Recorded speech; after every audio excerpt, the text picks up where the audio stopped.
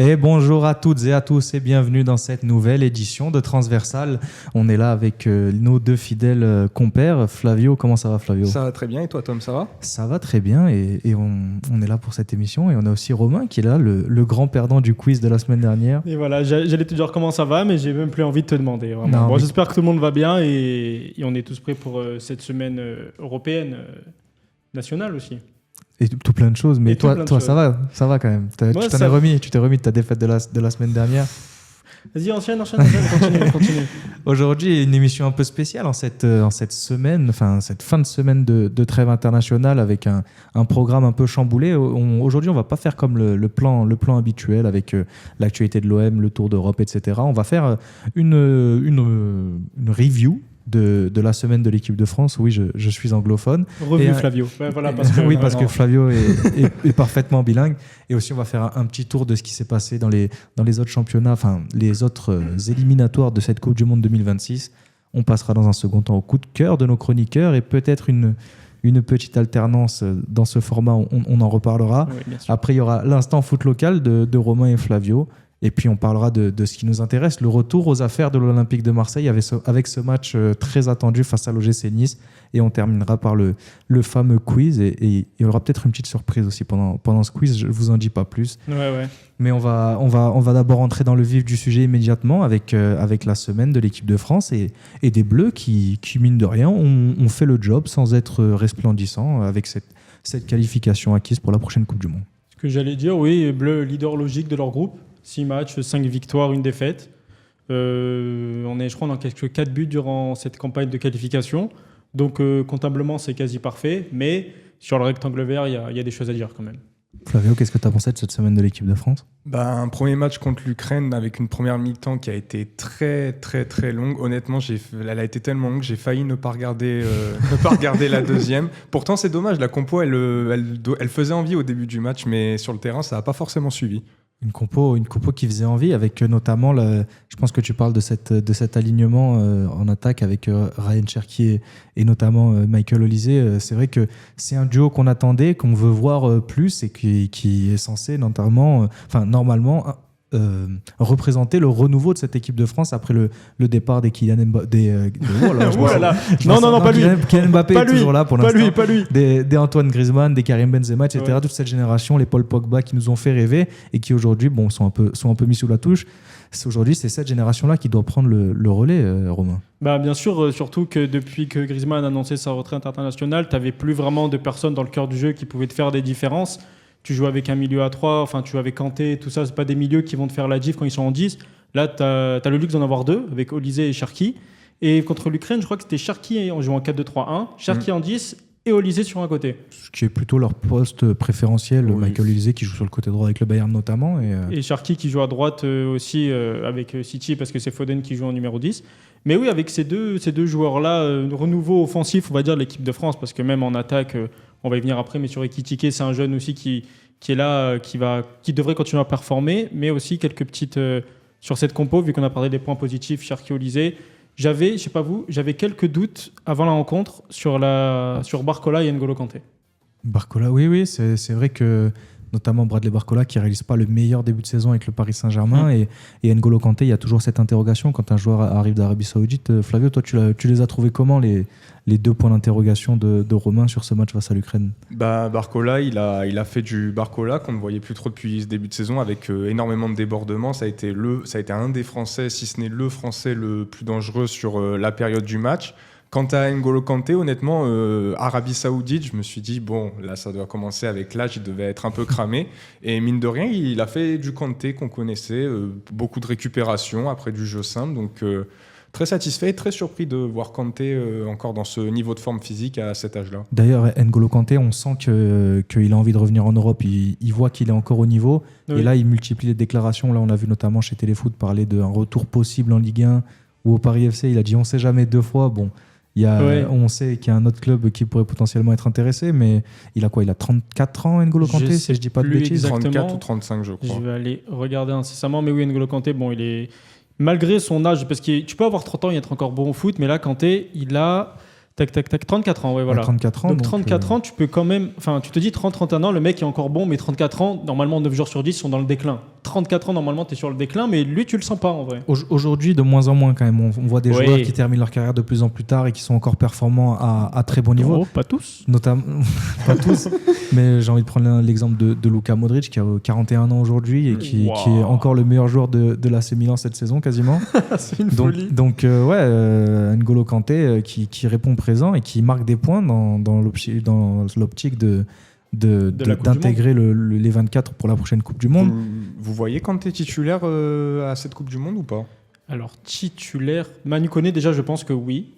Alors, en vrai, si la paire Manu Koné, N'Golo Kanté, quand tu joues en 4-2-3-1 avec Cherki Olysée, tu as cette paire Koné, Kanté, je pars sur ça. Après, il y a Tchouaméni aussi. Tchouaméni qui est blessé, qui part quand même avec de l'avance. Rabiot qui est blessé aussi. Pour moi, pour le coup, il y a des choix au milieu. Oui. Là où on a eu une période un peu creuse, on voyait des Jordan Verretou, des Matteo Guendouzi, avec tout le respect que j'ai pour ces joueurs-là, Bien évidemment. être appelés de disputer des minutes en équipe de France. Là, aujourd'hui, si tu peux compter sur un milieu de terrain, s'ils sont épargnés par les blessures, Eduardo Camavinga, Aurélien Tchouaméni, N'Golo Kanté, Manu Koné, Adrien Rabiot, il y a quand même de quoi faire. Et il y a Thuram aussi. Kefren Thuram, moi je suis un grand fan de Kefren Thuram. Il y a de quoi travailler au milieu de terrain dans cette équipe de France.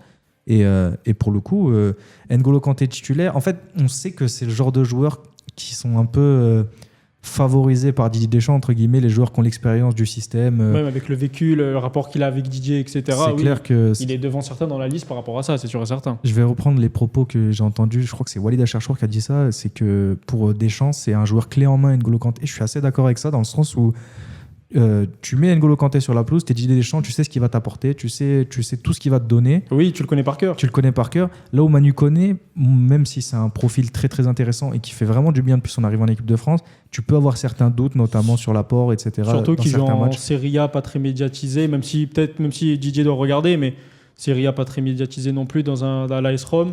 Donc oui, il est peut-être pas tête d'affiche du plus grand club de ton championnat ou d'un des plus grands clubs européens, donc tu auras peut-être plus de mal à le connaître, alors qu'N'Golo, oui, il le connaît déjà par cœur depuis 10 ans, je crois. Moi, sur le match de l'Ukraine, Manu Koné, il m'a un peu déçu. Je l'avais un peu découvert avec les espoirs et j'avais trouvé une grosse capacité à apporter balle au pied, à vraiment monter, se projeter. Et j'ai pas retrouvé ça. Bon, il n'y a pas que lui, franchement, je pense que les joueurs de l'équipe de France en général auraient dû faire beaucoup plus de dépassements de fonction. C'était un peu stérile, chacun à son poste. Il n'y avait que Cherki qui se baladait un peu de partout, mais j'aurais aimé un peu plus de trucs. Et j'ai pas retrouvé ça dans le jeu de Manu Koné. Et bon, après, peut-être que c'est ses premières sélections et qu'il est encore un peu bridé. Mais par exemple, un Kefren Thuram a beaucoup plus montré ça contre l'Azerbaïdjan, qui est certes une nation plus faible.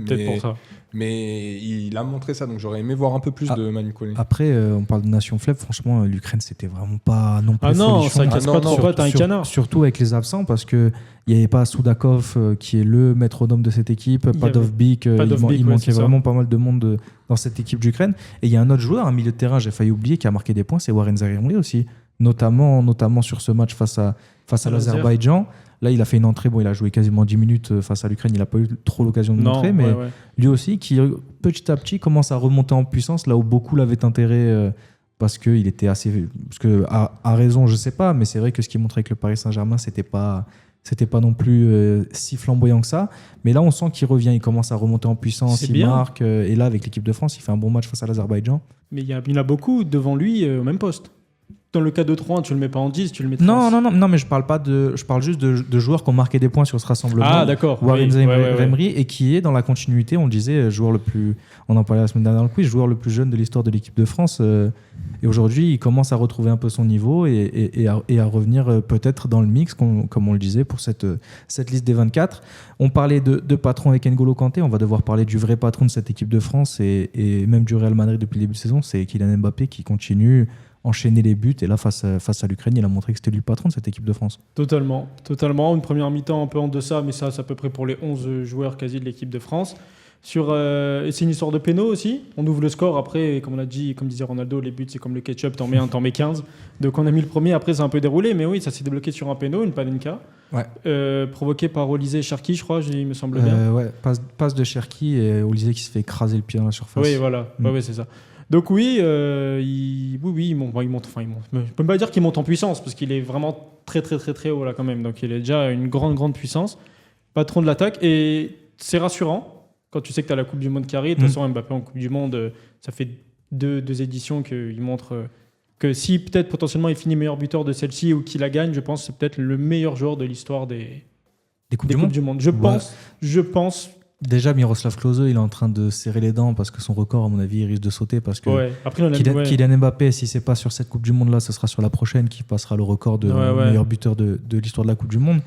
Mais oui, c'est vrai que pour l'équipe de France, voir un Kylian Mbappé arriver à ce niveau, à un tel niveau de confiance aussi, on le voit un peu chambré, arrogant comme on le voyait au Paris Saint-Germain. Là, on sent que la période de doute est passée et qu'il est vraiment, en pleine possession de ses moyens. Et on le retrouve aussi plus vif, plus explosif. On voit que physiquement, il est affûté. Et puis, quand tu as un Kylian Mbappé qui physiquement est au top niveau, derrière, on voit ce qui se passe. On le voit avec l'équipe de France, on le voit avec le Real Madrid, Flavio. Oui, mais Mbappé, on l'a suffisamment dit ces dernières semaines, avec le Real, il est en grande forme. Avec l'équipe de France, il marque. Mais j'ai une petite réserve sur son utilisation avec les joueurs qu'il a autour. Je le verrai pas devant en neuf, même si maintenant on sait qu'il veut jouer à ce poste-là. Et je pense qu'il jouera à ce poste-là quoi qu'il arrive. Mais je le verrai pas du tout dans l'animation avec tous les joueurs qu'il y a autour. J'aimerais vraiment avoir quelqu'un qui puisse peser sur la défense plus que lui qui va remuer. Puis souvent, quand il décroche, en plus, c'est pas son truc. Tu penses à un attaquant de Crystal Palace que tu mettrais en pointe, pas forcément,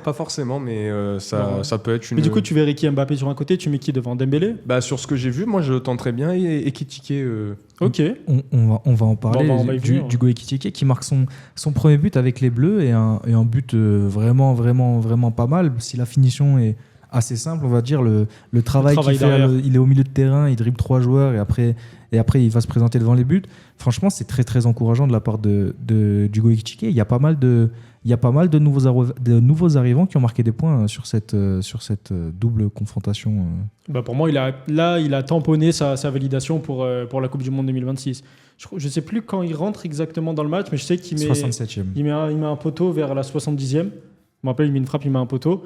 Et pareil, quand il rentre, c'est le mec qui t'apporte de la fraîcheur, beaucoup plus en jambes. Après, peut-être une équipe ukrainienne très fatiguée, des efforts offensifs de l'équipe de France. Mais quand même, il te fait une entrée, il te fait un bien fou.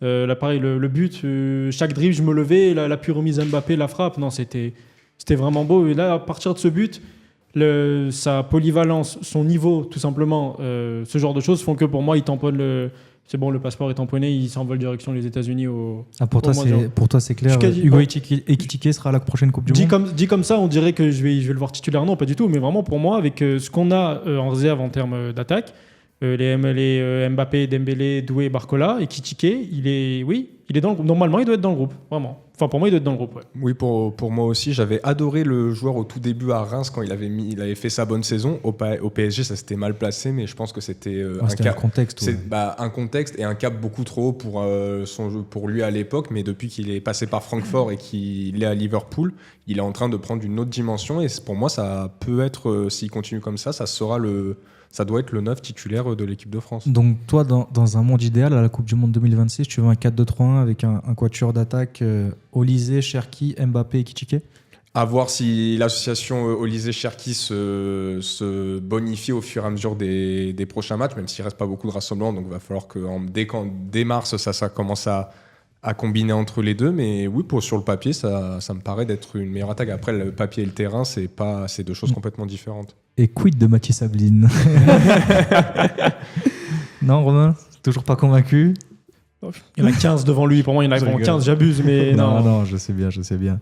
Mais c'est vrai que là, il y a un autre attaquant qui a marqué des points. On va passer à ce second match. C'est Florian Thauvin. Non, mais non, toujours pas. À ce second match de cette trêve internationale, c'est cette victoire 3-1 face à l'Azerbaïdjan. Et on va parler du premier exploit de la soirée, c'est Lucas Chevalier qui devient le premier gardien de l'histoire de l'équipe de France à encaisser un but face à l'Azerbaïdjan. Lucas Chevalier, le gardien du Paris Saint-Germain, qui continue sur sa... Tu veux une stat sur ça?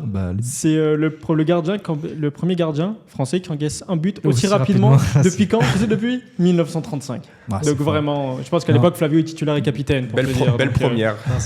C'est exceptionnel. Des fois, il y a des gardiens qui sont nés pour marquer l'histoire et j'ai l'impression que Lucas Chevalier, c'est sa saison. Mais dans quel sens? On sait pas. Après, on est dur, on est moqueur, mais il faut pas non plus enterrer Lucas Chevalier qui reste un bon gardien, même s'il traverse une passe compliquée, on voit que... Donnarumma au début à Paris, il était pas ouf aussi. Maintenant, regarde comment il a fini. Et puis là, sur le but, il peut rien faire.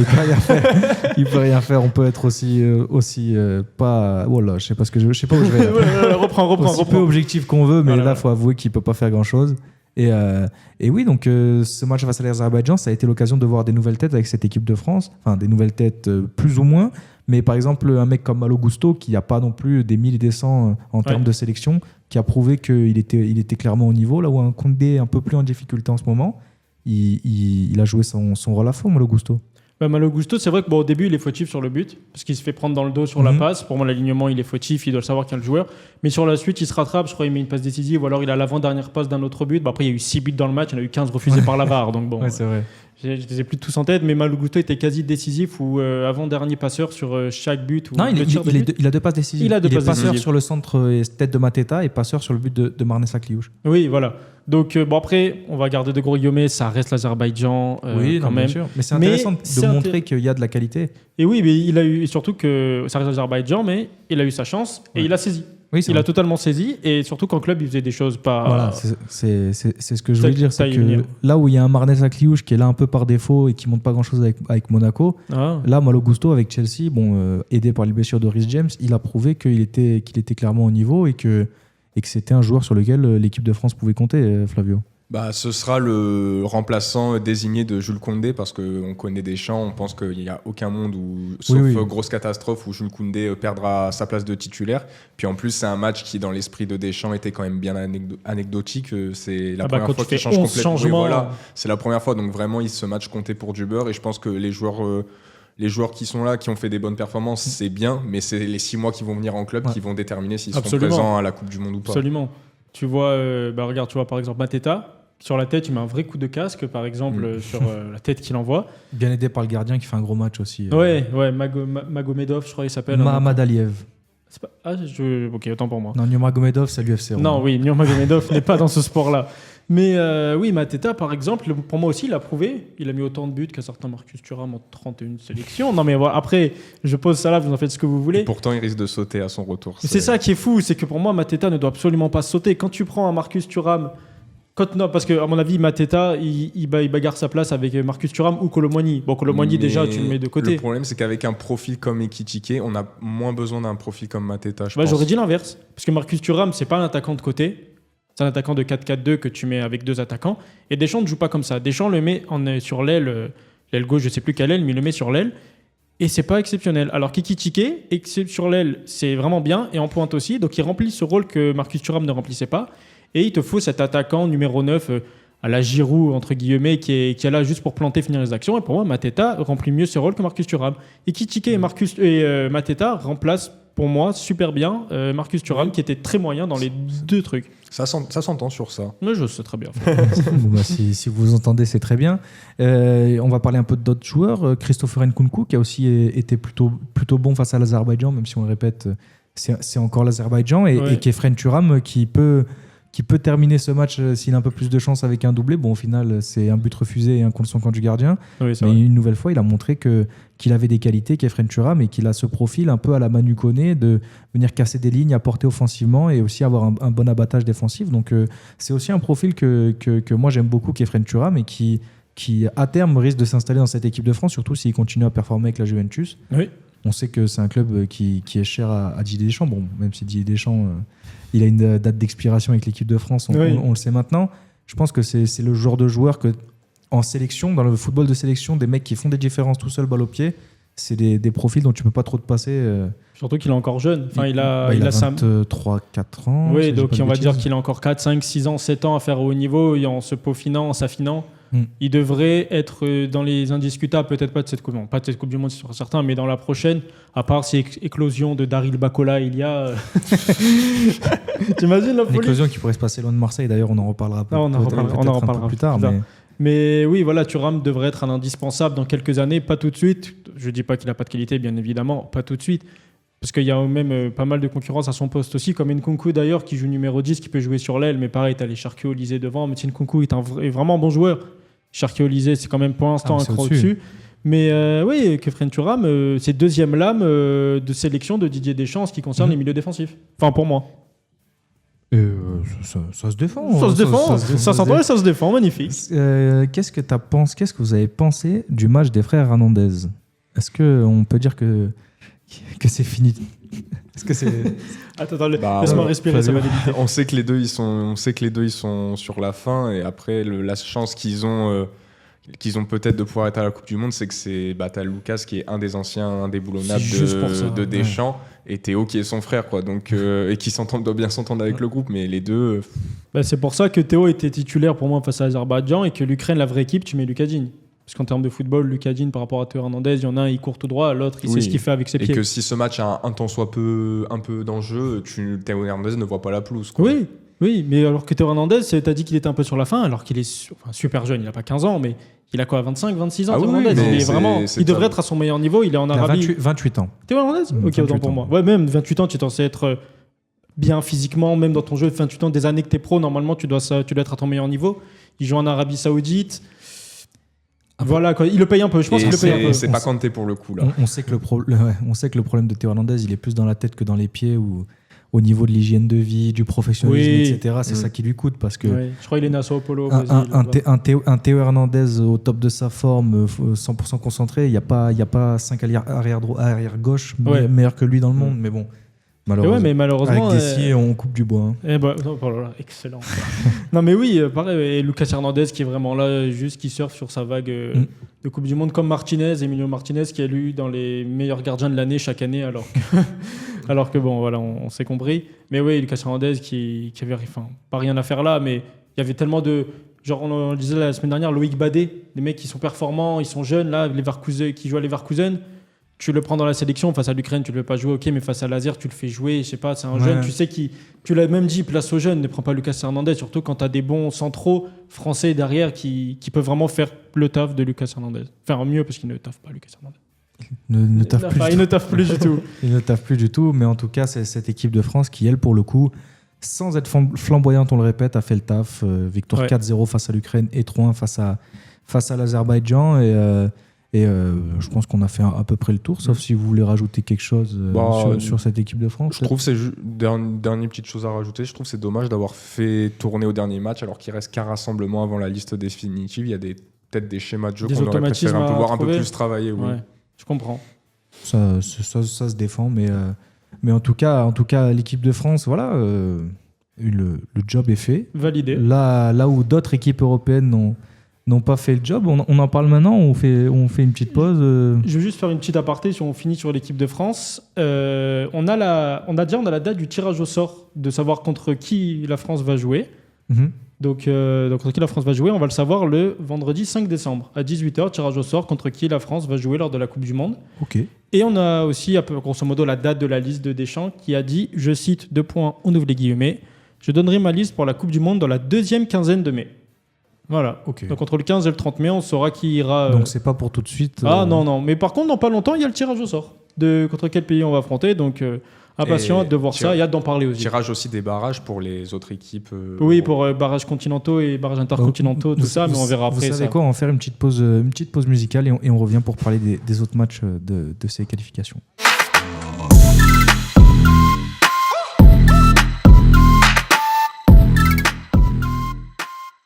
On va commencer avec nos voisins européens, les copains, et on va commencer en parlant de l'Espagne qui continue sur sa belle lancée depuis l'Euro et là a fait un sans faute sur ses éliminatoires, Romain. Que des gros scores, ils ont fini. Enfin, c'est pas encore fini, mais là pour l'instant ils sont premiers avec 15 points. Derrière eux, je crois que c'est la Turquie à 12. Ils ont mis que des gros scores, ils confirment leur statut de vainqueur de l'Euro. Ils ont encaissé 0 but pour l'instant, avec un autre pays, on en reviendra tout à l'heure, qui a encaissé 0 but. C'est vraiment quelque chose de fort. Parce qu'ils ont la Turquie, la Géorgie et la Bulgarie dans leur groupe. Donc c'est pas l'Azerbaïdjan, mais Turquie-Géorgie, normalement, ça peut peut-être marquer. Individuellement, il y a eu une belle campagne d'Oyarzabal, qui statistiquement, il est sur quelques buts, quelques passes D. Je crois que c'est 5 buts, 4 passes D. Donc solide l'Espagne, qui est très crédible pour la suite de l'aventure. Petite stat, l'Espagne qui depuis l'Euro a perdu qu'un seul match, c'était la finale. Et encore, ils l'ont perdu au tir au but. La Nations League, ils ont perdu au tir au but. Ouais, je crois que ça fait. J'ai vu une stat, mais je suis pas sûr. Je crois que ça fait à peu près 30 matchs qu'ils n'ont pas perdu. Dans le temps. Oui, voilà, dans le temps réglementaire. La dernière défaite, c'était face à la Colombie en 2024. Mais ils sont sur une série, ils sont sur une très grosse série, et pour moi, c'est le favori de la prochaine Coupe du Monde, très loin, même devant l'Argentine. Oui. Oui. Après, l'Argentine, je les voyais vraiment pas favoris. Même pas dans le top 5, je pense. Oui, mais Ah vu bon que c'est le champion du monde et qu'ils sont sur. Oui, ils bien ont sûr. sur T'as ce depuis. statut, ce rôle, etc. Mais pour moi, c'est bien plus fort parce que, mine de rien, dans leur parcours, il y a une victoire sans prendre de but en Turquie. C'est compliqué d'aller gagner là-bas. Ouais, Dans quand l'enfer même, hein. turc. Mm. Non, mais ça se comprend. Mais oui, ils sont premiers. Vraiment, on va laisser peser. C'était, on va dire facile. Oui, c'était facile. Tu mets 19 buts, t'en prends aucun, tu gagnes tout, c'était facile. Je peux pas dire l'inverse. Le dernier match contre la Géorgie, ils ont survolé pourtant la Géorgie qui a quand même des armes, même offensivement, et ils ont. Davitashvili. Et oui, et Kvara, etc. Oui, et bien pourtant, sûr. ça s'est fini. Et on est obligé de le préciser, mais c'est une Espagne sans Lamine Yamal. Oui, En plus. Sans Lamine Yamal, donc potentiellement mais l'armada offensive de l'Espagne. sans elle est ton folle. meilleur joueur. Je suis en train de regarder là, il me semble qu'il n'y a pas Nico Williams non plus.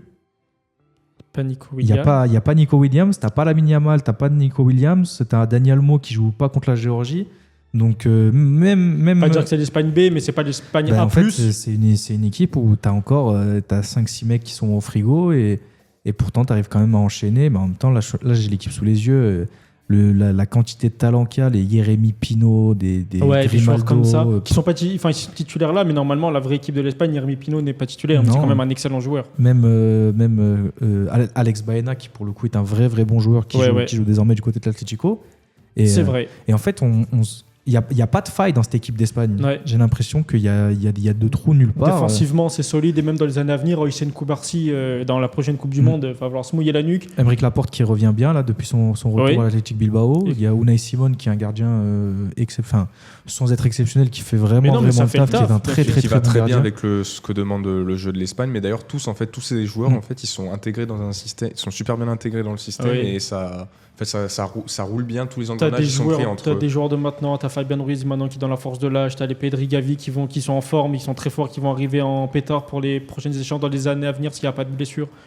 Enfin là, on va entendre parler de l'Espagne si sans blessure il y a pendant encore longtemps, parce qu'on sait que l'Espagne il y a eu des périodes 2008, 2012, après on les a plus trop revus. Après le football qu'ils pratiquaient, j'en parlerai à mes enfants. Mais oui, tu as des périodes. Et là, sur cette Espagne-là de l'Euro et de celle de cette Coupe du Monde qui devra arriver, et même celle d'après ou l'Euro d'après, on va en entendre parler longtemps de la Roja. Et ils ont un effectif, un vivier fou parce que là, on a dit qu'il y avait quand même pas mal d'absence. Ça n'empêche que Fermin Lopez était sur le banc et des joueurs comme Llorente aussi sont rentrés. Donc c'est vraiment une. Oui, ceux que tu fais rentrer ne sont pas vraiment en dessous de ceux qui tu fais jouer. Donc, oui, vraiment. Non, il y a de la qualité et puis il y a même. Je dis pas il n'y a pas Rodri en fait. Non. Il n'y a pas Rodri. Toujours non, pas. mais c'est fou. Non. Non. Il n'y a pas Rodri. Ils n'ont que Ruiz, Zubimendi, Merino. Oh, ils ont que ça. Il y a Wilson qui n'est pauvres. pas là non plus parce qu'il est blessé, il me semble, Qui ça de Gina Hussein, ou il était suspendu, je sais plus. Non, je sais pas du tout. Non, mais en tout cas, l'effectif, il est vraiment pléthorique. Il y a même un mec qui est sous-coté, qui s'est réinventé complètement, c'est Cucurella. Ouais. Cucurella qui était un latéral plutôt offensif et maintenant c'est un vrai chien défensivement. Enfin, l'effectif, il est absolument pléthorique. Je vais reprendre les mots de Flavio. Et ouais, on parle des candidats pour cette future Coupe du Monde favoris. Il y a un autre candidat, c'est les Three Lions. C'est exactement les trois lions. Les trois Je filets. crois que ça se traduit comme ça, je crois. Mais oui, l'Angleterre qui a fini la campagne. 8 matchs, 1, 2, 3, je vais arriver. 8 victoires sur 8 matchs. Wouh 8 victoires en 8 matchs, pardon. J'ai eu 15 mots en même temps dans la tête. 24 points sur 24, 0 but encaissé, 22 marqués. C'est exceptionnel. Harry Kane qui est très très fort, 8 buts. Ah bon Je crois qu'il est très fort. Je crois qu'il est fort. Hein. Eze pas mal aussi, qui prend de plus en plus de place dans cet effectif de Thomas Tuchel. Mais si C'est Thomas Tuchel, le coach. Ouais, c'est vrai. Moi, j'ai une petite nuance à apporter. Vas-y, j'allais y venir, mais vas-y. Je pense qu'on va dire la même chose. Alors, ok, il y a une campagne qui a été parfaite, il faut le souligner, parce qu'il y a d'autres équipes qui ne l'ont pas fait, dont l'équipe de France, par exemple, mais le groupe est vraiment plus que faible. Enfin, le deuxième, c'est l'Albanie, la Serbie. Derrière, il y a la Serbie, la Lettonie et Andorre. Enfin, le groupe est quand même Ouais, ils ont un groupe à 5 parce faible. qu'il y avait des groupes à 5, nous on avait un groupe de 4. En vrai, Albanie, Ukraine, ça se tape. Et La après, Serbie, c'est toujours un peu chiant à jouer la Serbie. c'est vrai. Mais oui, après, je suis d'accord que vu que tu as des matchs en plus, tu peux te permettre de mettre des gros scores. Lettonie, Andorre, cite-moi un joueur letton, Flavio. Oui, voilà. Kristaps Porzingis, le mec qui se trompe de sport. Non, mais oui, c'est vrai. Mais en vrai, c'est un petit couac dans cette sélection anglaise, c'est les petites frictions entre le clan Bellingham et Thomas Bon, Tuchel. après, j'ai l'impression que le clan Bellingham, il est en friction un peu avec toute la terre. Ouais, bah, Que ce soit job à Dortmund ou. Bah là, comment il s'appelle, Thomas Tuchel a sorti J'ai pas Bellingham. l'histoire pour m'expliquer un peu ce qui se passe. Jude Bellingham est sur le blanc et sur le banc. Non, il est sur le terrain, il le fait sortir. Là, le dernier match qu'il y a eu. Non, il est sur le banc, Bellingham. Bah, je crois qu'il le faisait sortir. Non, il démarre et il sort. Ah voilà, il démarre et il sort. Bah, c'est je suis bien un ça. menteur, pardon. Ah non, mais c'est contre la Serbie qu'il est sur le banc. Oui, mais là c'est Possible. Mais lui, du coup, il fait sortir Bellingham qui voulait pas sortir et les deux marrons, nanana, je veux pas sortir, etc. Bref, ils se prennent le bec. Et Thomas Tuchel qui a dit en interview après que Bellingham devrait calmer son égocentrisme. Ouais, mais c'est le père de Bellingham aussi a fait des déclarations, je sais plus, j'ai plus exactement les termes, mais oui, c'est ça. Bellingham ne joue pas face à la Serbie et derrière il est titulaire et puis il sort. Donc au final, il joue même pas un match sur les. Il joue pas 90 minutes. Il joue pas 90 minutes sur les deux matchs, ouais. Donc bon. Et oui, donc ça c'est pour Jude Bellingham. Après, Job, il y a des problèmes pareil à Dortmund de ne pas assez le faire jouer, mais quand il a joué face au Bayern, qu'il a fait la boulette que Olysée a marqué. On en a un peu parlé. Ouais, voilà. Donc oui, on va dire c'est le seul petit point noir de la sélection anglaise. Et aussi peut-être le fait que dans les grosses compétitions, l'Angleterre parfois ça doit prouver et ça prouve jamais. C'est ce que j'allais dire justement. L'Angleterre, faudra les attendre dans les grands moments parce que globalement l'Angleterre est toujours très fort en qualif, toujours très fort en phase de poule et puis c'est dans les gros matchs où ça flanche, donc c'est là qu'il faudra les attendre. Ils parlent beaucoup les Anglais en plus sur les réseaux. En plus, ce qui est encore mieux quand ils perdent. J'adore. En parlant d'équipes qui tanguent, on va un peu se faire plaisir avec nos amis italiens qui j'ai pas les mots pour décrire ce qui s'est passé à San Siro face à la Norvège. Bah après, ils sont tombés sur une Norvège exception XXL. On va en reparler tout à l'heure. Tu regardes XXL pour la Norvège. Oui, non, mais je veux dire, tu perds 4-1 à la maison face à la Norvège. Alors que tu es censé être l'Italie, une équipe. Toute Norvège qui sont et tout Erling Haaland, c'est un scandale. Mais l'Italie, c'est plus le grand pays de foot. Enfin, ça fait un moment, mais là, ça se confirme de plus en plus. Ça devient un pays de football quelconque, entre guillemets. Un peu plus, ouais, un peu. Même, pas lambda, mais plus dans la catégorie reine du football européen. Même les Italiens s'en rendent de plus en plus compte. Par exemple, il y a la Gazzetta dello Sport, donc le grand quotidien, on va dire l'équipe d'Italie, qui, dans sa une du jour, mettait la finale de Yannick Sinner contre Alcaraz devant la Squadra, qui pourtant... c'est abusé. C'est dire que maintenant, un tennisman, même s'il est numéro 1 mondial et tout, ça passe devant la Squadra Azzurra. C'était impensable dans les années 2006. Hein. Ouais, va faire passer Yannick Sinner devant Del Piero, Andrea Pirlo. Non, c'est vrai, mais... C'est m'en rigoler. Mais c'est vrai que là, l'Italie, du coup, ils sont deuxièmes, ils vont aller en barrage. Et ils sont en passe de ne pas se qualifier pour la Coupe du Monde. La troisième fois de suite ou la deuxième fois? Troisième fois de suite. Là, s'ils ne se qualifient pas là, ça fera 3 fois qu'on n'aura pas... En vrai, c'est un scandale. Je pense que c'est pour ça que Yannick Sinner est en une, parce que ça fait 3 Coupes du Monde, ça fait 12 ans. Hein. Ça fait 4 ans d'écart, ça fait plus d'une décennie que tu ne vois pas l'Italie. La dernière, c'était 2014 au 2018, 2021, 2014 au Brésil. 2014, ouais, c'est ça. Et j'ai aucun souvenir de l'Italie à la Coupe du Monde au Brésil. Oui, enfin là tu penses Italie 2014, quoi, Chiellini, Bonucci, Barzagli derrière. Ouais, mais je sais même pas ce qu'ils font. Hein. Ah non, mais moi non plus. Hein. Mais une troisième non-participation, ça serait vraiment une catastrophe. Ça marquerait vraiment ça. Enfin, on sait que le football italien, il est un peu en déclin depuis quelques années, mais là, ça marquerait vraiment quelque chose en plus. C'est-à-dire que, nous, quand on était petits avec l'équipe de France et tout, on a pu intéresser quand même pas mal de jeunes au foot. En Italie, ils vont plus avoir ça vu que la sélection est catastrophique tous les 4 ans et n'est même pas catastrophique en fait puisqu'ils sont pas là. Non, ils sont pas là. Même pourtant, il y a une époque, il n'y avait pas trop de joueurs qui sortaient du lot en équipe Italie. Alors que maintenant, Donnarumma, Bastoni, bon, Barella, c'est pas le Barella d'il y a 1 an et demi, mais c'est quand même Barella. Bon, en attaque, tu as un duo Esposito-Retegui. Bon, quand tu as connu Andrea Pirlo, Del Piero, des joueurs, des Francesco Totti, des Vieri, tout ça. Oui, il a marqué. Ouais, qui a quand même mis un beau but. Mais d'ailleurs, même l'Italie, sur ce match, fait malgré le résultat, ils font une très bonne première mi-temps. Ouais, où ils dominent la Norvège. Les seules occasions qu'a la Norvège, c'est par Nusa, qui a été très dangianeux sur contre. Et puis en deuxième mi-temps, ça. Non, mais ils explosent complètement. On voit un peu, on comprend que Gennaro Gattuso est le coach de cette équipe quand on l'a vu bosser à l'Olympique de Marseille. Pardon, non, mais en vrai, c'est hilarant. Non, mais en vrai, c'est dramatique. Là, j'ai un autre truc sous les yeux. Depuis 2006, donc quand ils gagnent la Coupe du Monde, ils n'ont pas passé une seule fois les poules de la Coupe du Monde. Donc ils ont déjà été en poule, mais ils sont éliminés en poule. En 2010, ils terminent dernier de leur groupe avec 1 point dans un groupe. Ils terminent dernier du groupe, je vais te dire le groupe. Paraguay, Slovaquie, Nouvelle-Zélande, ils terminent dernier du groupe. Rocky Santa Cruz au Paraguay, il faut faire attention. Non, je comprends. Ils terminent dernier de ce groupe et en 2014, ils terminent 3e. Donc c'est nul. Donc depuis 2006, où ils gagnent la Coupe du Monde, ça va faire Ça va faire 20 ans. 20 ans que l'Italie n'a pas passé les poules du Coupe du Monde. Et c'est un scandale pour une équipe qui, on rappelle, a 4 étoiles au-dessus de son logo. Ouais, et puis, c'est mythique. Moi, je veux dire, j'ai pas forcément d'affect avec l'Italie plus que ça, mais c'est un pays de football, normalement. Des années 60, 70, 80, 90, avec plus ou moins de variations, c'était toujours après les poules en Coupe du Monde. Il y a eu des phénomènes, j'abuse de phénomènes, mais dans chaque décennie des années 80, des années 1900, il y a eu des phénomènes de foot en Italie. Donc, c'est vrai que c'est quand même un drame de voir la chute de cette équipe d'Italie. On espère quand même...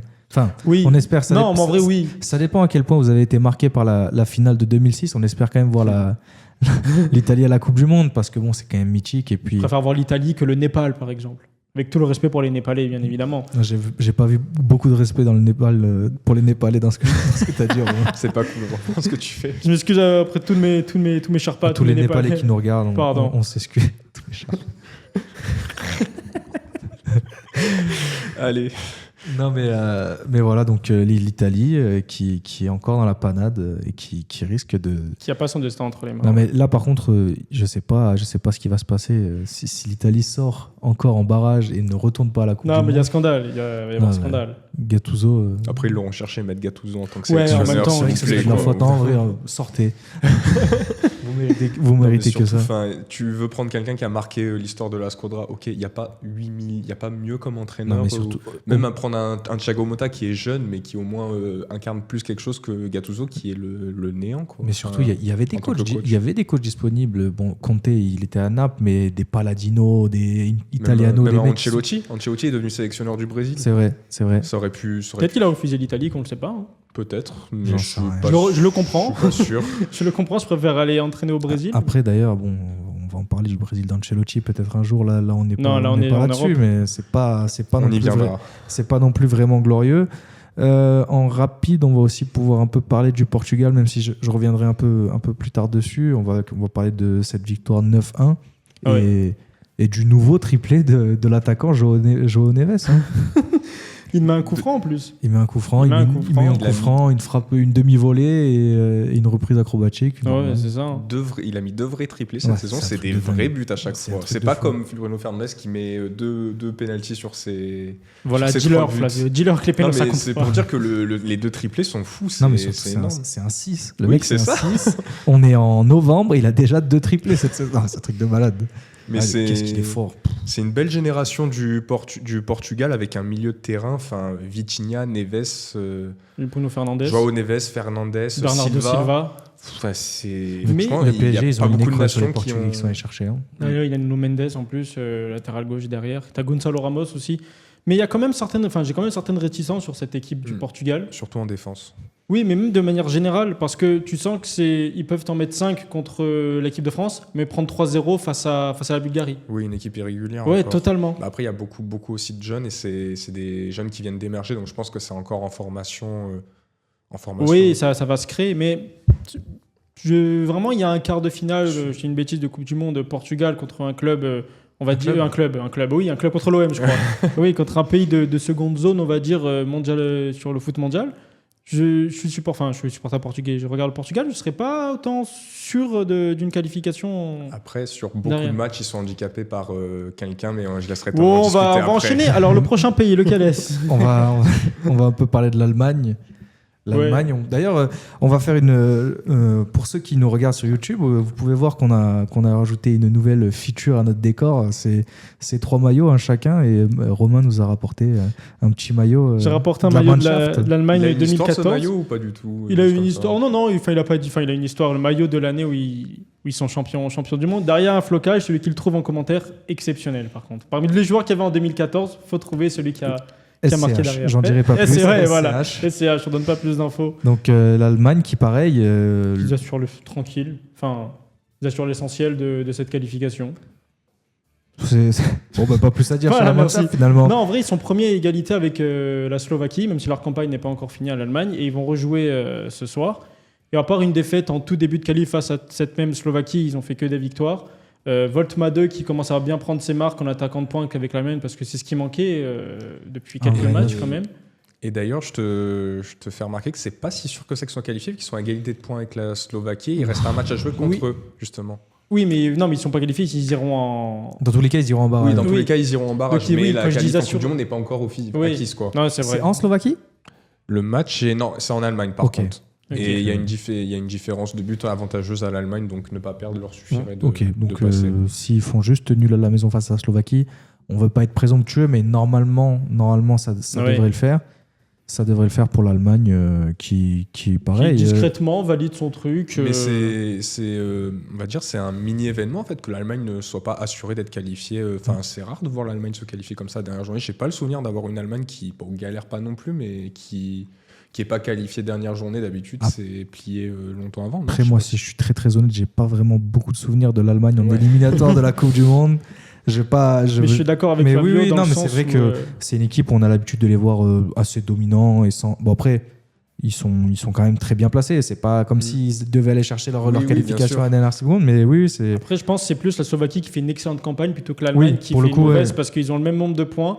L'Allemagne a fait que des victoires à part une défaite. La Slovaquie, pareil. La En fait, Slovaquie, le groupe fait que aussi avec le Luxembourg qui se fait fracasser par tout le monde et l'Irlande l'Irlande du du Nord où Nord. c'est vraiment en dessous. Oui, oui. Donc t'as quasiment T'as un match dans la t'as poule. 6 quoi. points offerts, ouais. Donc bon. Donc c'est pour ça. Mais oui, normalement, l'Allemagne devrait participer. Coup de tonnerre, l'Allemagne ne participe pas et l'Italie non plus. Ça serait, je pense que ce serait peut-être une première mondiale, littéralement. Ouais, littéralement.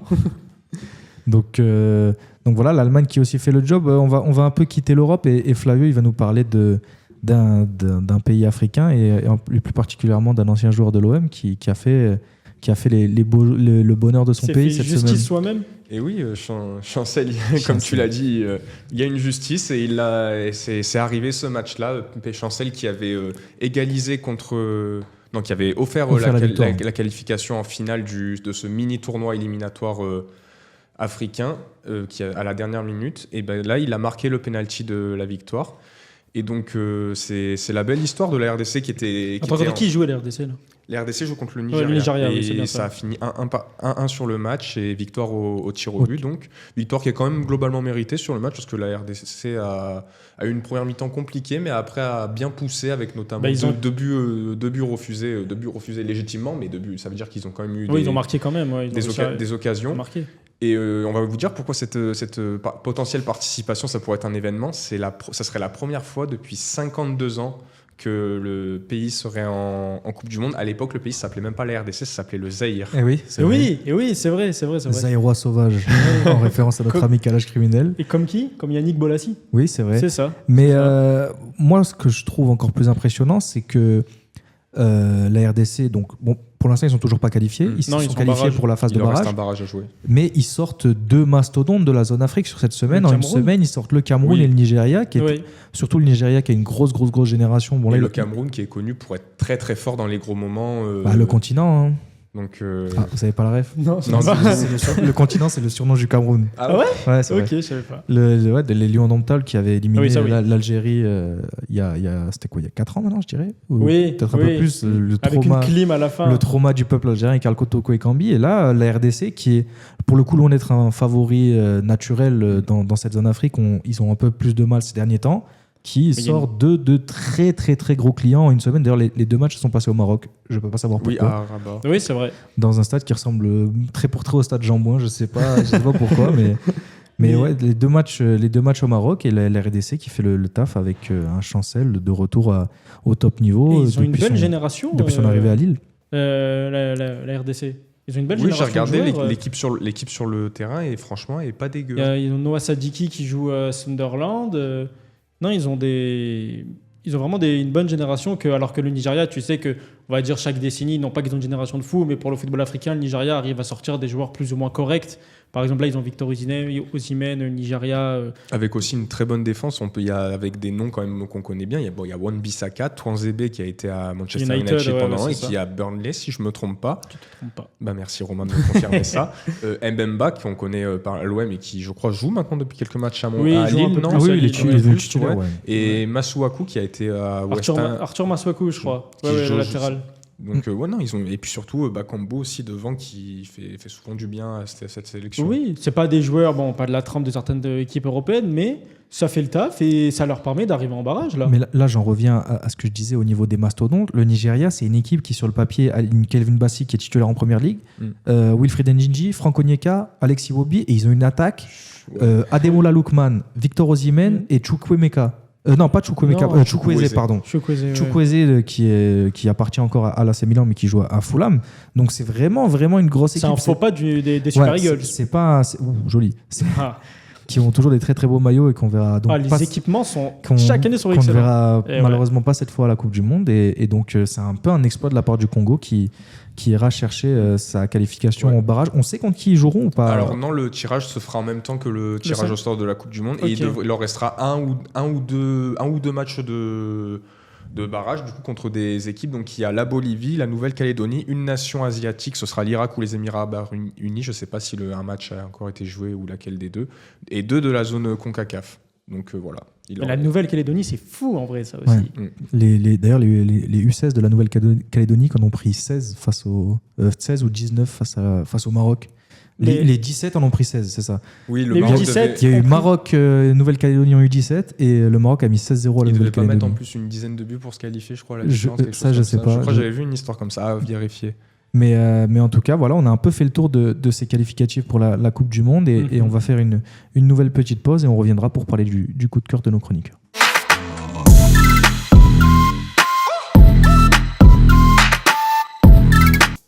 Et c'est l'heure du coup de cœur de nos chroniqueurs de ce week-end, enfin de cette semaine. De cette semaine plutôt parce qu'on va commencer avec Romain qui va nous parler d'un joueur. Oh, j'ai oublié le chronomètre. D'un joueur qui a fait une semaine historique pour l'histoire de son pays. Pour lui et pour son pays, exactement. Encore un joueur de niche, trop dégoté par Romain. Écoute, on va chercher des pépites. Qui va encore faire le prouveur aujourd'hui. Je veux montrer que je connais un peu le foot. La carrière de scout est toute trouvée. Donc c'est parti, tu me dis quand t'es prêt et on pourra commencer. Allez, quand tu veux, tu me dis. Top. Ok, c'est parti. Du coup, je vais vous parler d'un joueur qui s'est illustré lors de ses campagnes de qualification pour la Coupe du Monde avec un pays qu'on voit rarement, c'est l'Irlande. C'est pas un gros pays de football, mais bref, c'est avec l'Irlande qui s'est illustré. Et qui c'est Troy Parrott. Alors Troy Parrott, pour ceux qui ne le connaissent pas, à mon avis, vous êtes beaucoup, c'est un avant-centre irlandais de 23 ans qui joue à l'AZ Alkmaar et qui est attaquant pour l'Irlande, tout simplement, et qui a passé une semaine historique avec l'Irlande lors de ses qualifications, puisqu'il a mis 2 buts face au Portugal et un triplé face à la Hongrie, dont le dernier but à la 95e, qui permet à l'Irlande d'aller chercher les barrages. La célébration du 3e but, c'est un but où il pousse à peine la balle, mais elle est folle, il y a tout le banc qui lui saute dessus. Enfin bref, c'est légendaire comme moment dans l'histoire du foot irlandais. 2 buts en 5 matchs, c'est devenu, on va dire, un héros national, mais c'est celui dont tout le monde parle actuellement du côté de Dublin, par exemple. 5 buts en 2 matchs, pardon. Oui. C'est dit 2 buts en 5 matchs. Ah non, 5 buts, pardon. 5 buts en 2 matchs. Et du coup, ça, c'est sur cette semaine. Et de manière générale, en club, qu'est-ce qu'il fait? Il joue à l'AZ Alkmaar et cette saison, toute compétition confondue, il est à 14 matchs, 13 buts. Oh. Donc un ratio vraiment très très gros. Je me suis dit, ah oui, c'est vraiment beaucoup pour un joueur dont on connaît très peu le nom. L'année dernière, il met 17 buts en championnat, à peu près 30 matchs, donc ça fait un but tous les 2 matchs quasiment. Donc pour ce genre d'attaquant de stade qui performe en sélection et qui performe en club et là qui performe en sélection, c'est vraiment très très bien. Devant le but, c'est efficace. Il n'en faut pas de manière de parler, mais vraiment efficace. Il n'a pas besoin de 15 actions pour en mettre une. Techniquement, il est à l'aise balle au pied. Vraiment, tu sens que le mec, on va dire c'est bien joué au ballon, mais tu sens qu'avec la balle, il sait ce qu'il fait. Il confirme sur tous les fronts en club et en sélection. Il a que 23 ans, je rappelle. Et il a le contrat jusqu'en 2029 avec l'AZ Alkmaar et il vaut 16 millions à peu près. Donc pareil, comme j'avais dit pour Kevin Danois, ça ne m'étonnerait pas que certains clubs, là, dès le mercato hivernal, ils aillent se pencher sur lui. 1 minute 58, parfaitement dans les temps. Et oui, la semaine dernière, j'ai fait 2,35, je crois. Donc je me suis, là, t'es bon. Bien rattrapé. Et pour une fois, le héros de l'Irlande est un joueur qui joue. Quoi. Qui joue, ouais, c'est vrai. On pense à Will Grigg. Oui, évidemment. Mais Troy Parrott, c'est un profil pour le coup. Lui, s'il signe en première ligue d'ici 1 ou 2 saisons, c'est pas choquant. Non, ça m'étonnerait pas. Il a été formé à Tottenham. Mm-hmm. Il est parti en prêt vers des Millwall, Ipswich, ces clubs de Championship, là-bas, EFL League One, tout ça. Ça n'a pas trop fonctionné. Et après, il a changé d'air à l'AZ Alkmaar, où là, il a vraiment explosé. Mais ouais, il était déjà en première ligue il y a longtemps avec Tottenham. Donc Donc non, hâte de voir la suite. Il joue en Conference League en plus avec la Z. Donc non, c'est vraiment un genre de joueur que personne ne connaît le nom. Et dans 6 mois, peut-être, on le connaîtra quand il sera dans un top 5 européen. Enfin, un championnat du top 5 européen. Je connaissais pas du tout ce joueur. Et quand je t'ai écouté le décrire, je me suis dit, ça, c'est un vrai neuf de Grande-Bretagne. Oui, vraiment, c'est à la Liam Delap aussi qui est blessé. C'était nickel. Bah, c'était un Irlandais. De toute façon, oui, les attaquants comme ça, Harry Kane, Delap, les attaquants, ils sont à l'aise, balle au pied. Peut-être un peu moins Delap, mais... Demain, ça envoie des grosses pralines, il y a but. Tu vois les buts qu'il met lors de la campagne, là, il met une tête, à un moment, il est extérieur de surface, crochet extérieur, frappe. Enfin, non, j'aime bien, il marque un peu dans toutes les positions. C'est le genre d'attaquant qui vient de finir les actions et il te les finit bien. Donc c'est bien pour la sélection au trèfle, non ? Oui, c'est ça. Le 11 du ça. trèfle. Oui, je crois que c'est le 15 du trèfle. Mais ça marche aussi. Ça marche aussi, puisqu'ils sont 11 sur un terrain. Ça marche aussi. Et ouais, donc Troy Parrott, le nouveau héros. Et pour le coup, c'est un joueur que je ne connaissais pas du tout. Il y a peu de gens qui le connaissaient. Et quand j'ai regardé, quand j'ai analysé les matchs, j'ai vu ce nom qui revenait souvent. Je me suis dit, mais qui est ce joueur ? Je me suis regardé avec des vidéos, je me suis renseigné. Et j'ai vu des stats de fou. Au début, je me suis dit, ouais, mais ça va être le coup de cœur, celui-là. Celui-là, il était dans la poche, il était bien au chaud. Quand on a préparé cette émission, tu as été intransigeant. La décision, c'était c'est Troy Parrott ou c'est rien, je fais pas l'émission. J'ai failli ne pas être là à cause de lui. Il était prêt à démissionner pour faire sa capsule sur Troy Parrott. Donc, en plus, il a un sacré nom, Troy Perroquet. Oui, si on traduit littéralement Troy Perroquet. Parce qu'il y en a autour de cette table qui l'avait pas. Ah non, pas du tout pour le coup. C'est honnête. c'est honnête. Mais voilà, et aussi, on va maintenant avec Flavio, on va parler d'un autre attaquant. Bon, il est un peu moins niche. Il est un peu plus connu. Un poil plus connu que Troy Parrott. Vous avez déjà entendu parler de lui avant ce match ? Tu vas nous en parler là, on va te dire. Ouais, en tout cas, une chose est sûre, on a essayé de pas trop dévoiler ce qui s'est passé, mais les Italiens, ils ont entendu parler. Ils en ont fait des cauchemars. Et oui, le grand Erling Haaland, on pensait qu'il ferait jamais rien avec sa sélection, mais au final, son équipe est qualifiée pour la Coupe du Monde. Et je dirais même plus, et si Haaland et ses coéquipiers, c'était l'équipe surprise de cette prochaine Coupe du Monde. Parce que déjà, ils sont emmenés par un buteur qui a mis un nombre de buts incalculable. Je crois qu'il a 342 depuis la saison. Attends, Flavio, on me dit qu'il vient encore de marquer. Là, je crois qu'il a 454. Donc voilà, et il y a le chef en régie derrière qui me dit qu'il en est à 555 cette saison. Donc au final, en 3 matchs. Donc c'est préparé. Non, plus sérieusement, c'est le meilleur buteur de PL. Il a 14 buts en championnat, 1 en coupe, 5 en LDC. Meilleur buteur des qualifications avec 16 buts. À titre de comparaison, c'est autant que les deux autres qui suivent, Kane et Depay, avec 8 buts chacun. C'est incroyable. C'est devenu un joueur qui est devenu beaucoup plus complet avec Guardiola et qui désormais il est accompagné en Norvège avec d'autres jeunes comme Nusa qui a été hyper remuant. Moi, j'avais pas eu l'occasion de trop voir ce joueur, j'en avais entendu parler, mais là vraiment hier, il a fait énormément de mal aux Italiens. Puis il y a aussi d'autres noms comme Sorloth qu'on connaît un peu plus, Oscar Bob, jeune joueur de City qui est en train de se réveiller cette saison. Hier, sur la deuxième mi-temps, vraiment, ils ont fait tourner les Italiens. Et sur la phase de poule, c'est 8 victoires en 8 matchs, un sans faute que seule l'Angleterre et peut-être l'Espagne l'ont fait. En plus, la Norvège, c'est 37 buts marqués pour seulement 5 encaissés. Donc, moi, je le dis, je pense que cette sélection, avec Erling en tête d'affiche, ça fera un bon parcours et ira minimum en quart de finale, qui serait déjà la plus grande performance de leur histoire. Ok, c'est bon. T'as fini ça. C'est dit. 1 minute 30, Flavio, toujours dans les temps. Jamais ça dépasse. T'as parlé d'Odegaard ?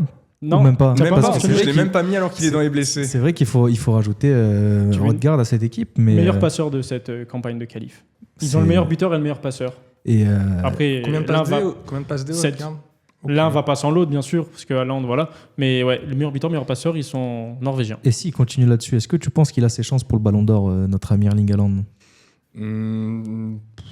Tout dépendra de sa saison avec City, je pense, parce que la Norvège, je pense pas qu'ils iront au bon, donc il faudrait que ce soit une nation qui est pas avec un joueur qui se démarque pas trop. Mais oui, je pense que honnêtement, il fera partie des candidats si continue ça. Dans le top 10 de sûr, quasi en vrai. Ouais, même top 5 en vrai. Ah oui, quand même. Oui. Top 5 du Ballon d'Or pour Erling Haaland, donc et une potentielle qualification en quart de finale pour la Coupe du Monde selon Flavio. Franchement, ce serait une très belle saison pour Erling Haaland de la Norvège qui, je sais pas, ça fait combien de temps qu'ils sont pas allés en Coupe du Monde, la Norvège ? Alors ça, j'ai pas leur truc. Je sais que leur meilleure performance, c'est un 8e de finale en 98, il me semble. Bah, il me semble que depuis 98, on les a pas. Je peux pas te sortir on un les a joueur pas de revus, hein. 98 de revoir Norvège. ça. Hein, mais même que je veux parler pour l'instant, vous cherchez les anciens, je vais parler des nouveaux, de ceux qui sont en train de jouer. Ils ont une vraie équipe, une vraie équipe. C'est facile de dire ça. 98, c'est bien ça. 98. Bah là, ils ont une vraie équipe en 2025 pour 26, du coup, la Norvège.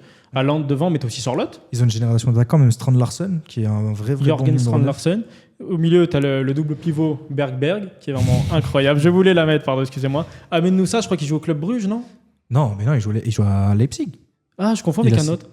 Non, mais il jouait à Bruges, mais il a signé à Leipzig. Ah, d'accord, Ouais. ok, pardon. Donc, ouais, amène-nous ça. Derrière, tu as Ryerson. Bon, pour la Norvège, c'était bien, on va dire. Bon, c'est un joueur va pas cracher titulaire à Dortmund. Franchement, c'est plus que correct. Oscar Bob aussi. Tu as Ostigard de. Léo Ostigard. Je sais plus d'où j'avais déjà vu ce joueur dans un club européen, mais je sais plus où il joue actuellement. Tu fais c'est une blague? Non. Bah, Léo Stigard, il joue à Naples, il joue à Rennes. Voilà, c'est ça. Je me disais, je l'avais vu dans un gros nom. Je pensais que tu te trollais, mais. Non, parce que maintenant il est plus. Maintenant il est où? Attends, je Il joue cherche pas en dessus. Turquie. Il est au Génois. Il joue au Genoa. Voilà, c'est Léo pour ça Stigard. que on entend moins parler. Et même ils ont. C'est un ancien gros prospect. Oui, Léo c'est ça. Stigard, il avait une. En parlant de une- gros une prospects, vraie ils cote. ont Skelderup aussi, Skelderup, je sais pas comment on dit. Ah oui, celui de- Schiederloop, ouais. celui du Benfica. Donc non, une belle génération actuelle, quelques bons éléments qui arrivent, qui ont 19-20 ans là. Donc ça promet pour les Vikings. Non, je tente des trucs. Putain. C'est pas ça leur surnom. C'est j'arrive pas ça, Un c'est quoi, jour, Flavio? on fera un quiz surnom. C'est si les tu Lions, veux. mais prononcé en norvégien, donc je vous Donc ferai tu pas vas le nous le malheur faire tout de de le suite, prononcer. Flavio. Non, du tout. Les Ravens. C'est On tenté. fera un quiz sur les Sur les surnoms. surnoms. Tu sais que j'adorerais. Ce serait génial. Donc voilà, Tu perdras le encore. coup de cœur de Flavio, c'était Erling Haaland. Et, Parle des cheveux, toi. Quoi? Pardon, non, ça, pardon. Ça envoie des missiles. Non, mais on réglera nos comptes après. Il y a des embrouilles. Et maintenant, c'est à ton tour? C'est à mon tour. Et comme c'est mon émission et que je fais ce que je veux, je vais pas vous faire un coup de cœur cette semaine. Qu'est-ce que tu vas nous faire? Je vais vous faire un coup de gueule et je vais parler d'un certain Cristiano Ronaldo. Tu as que 2 minutes pour le faire. Hein. J'ai que 2 minutes, donc je vais essayer de Ah. pas trop m'étaler. Mais voilà, donc T'as tout en tête, c'est bon, t'es prêt? j'ai tout dans la tête et ça fait un moment que Et je ça l'ai. va que ça- partir vite. Ça fait un moment que je l'ai, que ça trotte et il va falloir que ça sorte. Là, ça va galoper, là. Va falloir que ça sorte. Donc aujourd'hui, j'inaugure le début du coup de gueule Yeah. du week-end. Donc à partir de maintenant, vous serez libres, les gars, si vous voulez. Si on peut faire des coups de gueule, on fait des coups de Si vous gueule. voulez faire des coups de gueule, vous ferez des Ah coups de gueule. là, ça va être bien. Et là, bah, tu as 2 minutes pour nous faire le premier coup de gueule inaugural de cette rubrique. 3, 2, 1, tu as 2 minutes, c'est parti. Je vais commencer en disant que j'ai de la peine pour Cristiano Ronaldo. Vivement que tout ça se termine pour la légende du football. Il a 40 ans et aujourd'hui, c'est impopulaire ce que je vais dire, mais Cristiano Ronaldo, il ne doit pas aller à la Coupe du Monde 2026. Est-ce que c'est si... Pardon, vas-y. Non, pardon. vas-y, mais bon. Est-ce que c'est si impopulaire? Je sais pas. Il a beaucoup de fans, Cristiano Ronaldo, donc je sais que je vais pas me faire que des amis en disant ça, mais ça commence à tirer là. Là, la semaine qu'il vient de faire, Cristiano Ronaldo, il prend un rouge, il fait un match dégueulasse face à l'Irlande et il prend un rouge qui tue tous les espoirs de son équipe, un rouge bête en plus, il met un coup de coude au défenseur de l'Irlande, enfin complètement débile. Et après, on voit, il est pas là et le Portugal gagne 9-1, joue un football qu'ils ont jamais joué depuis 20 ans. Cette équipe du Portugal, on voit que dès qu'il est pas là, les joueurs ils sont relâchés, ils ont moins de pression. On sent qu'en fait, il crispe les joueurs autour de lui et il y a un peu cette volonté, faut faire marquer l'ancien, faut faire marquer tonton parce que sinon il va faire la tête dans le vestiaire. Et là, quand il est pas là, on l'avait déjà vu à la Coupe du Monde. Le seul match où Ronaldo jouait pas, il gagne 5-1. C'est le match où Gonzalo Ramos met un triplé, c'était il y a 4 ans maintenant. Ouais, c'était il y a longtemps, le triplé de Ramos. Et ouais, c'est vrai que Ramos depuis. Et en fait, c'est factuel. Quand Cristiano Ronaldo n'est pas là, le Portugal joue mieux. On sent que cette équipe est libérée. On voit des joueurs comme Leao plus libres de faire ce qu'ils veulent sur le terrain. Et il faut respecter les légendes, mais les légendes, elles doivent se respecter et arrêter quand il est encore temps. Et là, je pense qu'avec Ronaldo, c'est l'heure de mettre la fin. Parce que oui, ok, il marque, il state de temps en temps en amical ou en Nations League. Mais la vérité, c'est que sur les 2 dernières grosses compétitions Euro Coupe du Monde, c'est un but, une passe décisive en 10 matchs. Et Cristiano Ronaldo n'a aucun but en phase finale de Coupe du Monde dans toute sa carrière. Donc d'accord, il marque de temps en temps, mais bon, à quel prix pour le collectif du Portugal? Moi, je me pose la question. 1,47. Ça va, C'est bien. j'ai pas été trop C'est long. bien. Puis il y a Alors aussi, que tu aurais pu faire 47 minutes. Oui, dessus, j'aurais donc, pu- j'aurais pu Contexte, tenir les plus longtemps. déclarations qu'il a pu avoir ces dernières semaines et ces derniers mois, enfin, Le truc de la Coupe il du est Monde, vraiment là en train de, enfin, il est vraiment en train de devenir le voisin vieux que t'as pas envie de voir parce qu'il est aigri tout le temps. Ah, Enfin, Il a pas dit la Coupe du Monde, c'est pas un objectif? Ou alors c'est mieux d'avoir gagné la Ligue des déjà Nations? dire ça alors que t'es capitaine de ta sélection, c'est fou quand même. Mais surtout, en fait, moi, ce qui m'énerve, Surtout quand Non, vas-y, il vas-y. pleurait à chaque élimination à chaudes larmes, donc tu trompes personne. t'as une génération qui a énormément de talent, t'as des bons joueurs à tous les postes, y compris en attaque. Il faut laisser la place, là, ça y est, il faut partir. Tonton, c'est bien, on est content, on t'a vu. Tu fais les célébrations, machin. Mais franchement, moi je vous dis la vérité, il devient ridicule, Cristiano Ronaldo. Oui, oui. Enfin, il devient. Tu vois les vidéos où il s'apprête à tirer un coup franc, et il se parle à lui-même. Je suis le meilleur. On dirait Cars avant la première course. Attends, je crois qu'il y en a qui le fait très bien ici. Je peux vous faire le film si vous voulez, mais on n'a pas le temps. Non, mais franchement, c'est dramatique parce qu'en plus, c'est un joueur qui nous a tous. Oh là. J'ai fait sauter le micro carrément. C'est un joueur qui nous a tous fait rêver, mais aujourd'hui, Cristiano Ronaldo, c'est plus. On peut pas lui enlever tout ce qu'il a fait, c'est sûr et certain. C'est plus que l'ombre de lui-même. Et les gens, ils vont me dire oui, mais regarde, il a marqué. Mais bon, il marque sur des caviars à chaque fois. Là, j'ai regardé les 2 derniers buts qu'il a mis en sélection, c'est 2 tapines. Il faut les mettre, il faut être là, c'est un attaquant et c'est Cristiano Ronaldo, donc il a le sens du but. Mais je le répète, à quel prix aujourd'hui, quand Cristiano Ronaldo est là, ça joue moins bien. Et je pense que, ok, il marque ses buts, là ils sont allés gagner la Nations League, on voit qu'ils ont fait un assez corps autour de lui, et lui il a été très bon, il faut le reconnaître. Mais au-delà de la Nations League et des qualificatifs de la Coupe du Monde, il n'est pas là, et là on l'attend. Cristiano Ronaldo dans les grandes compétitions, c'est quoi? Depuis l'Euro 2016, c'est rien. Mais c'est la vérité. Aujourd'hui, Cristiano Ronaldo...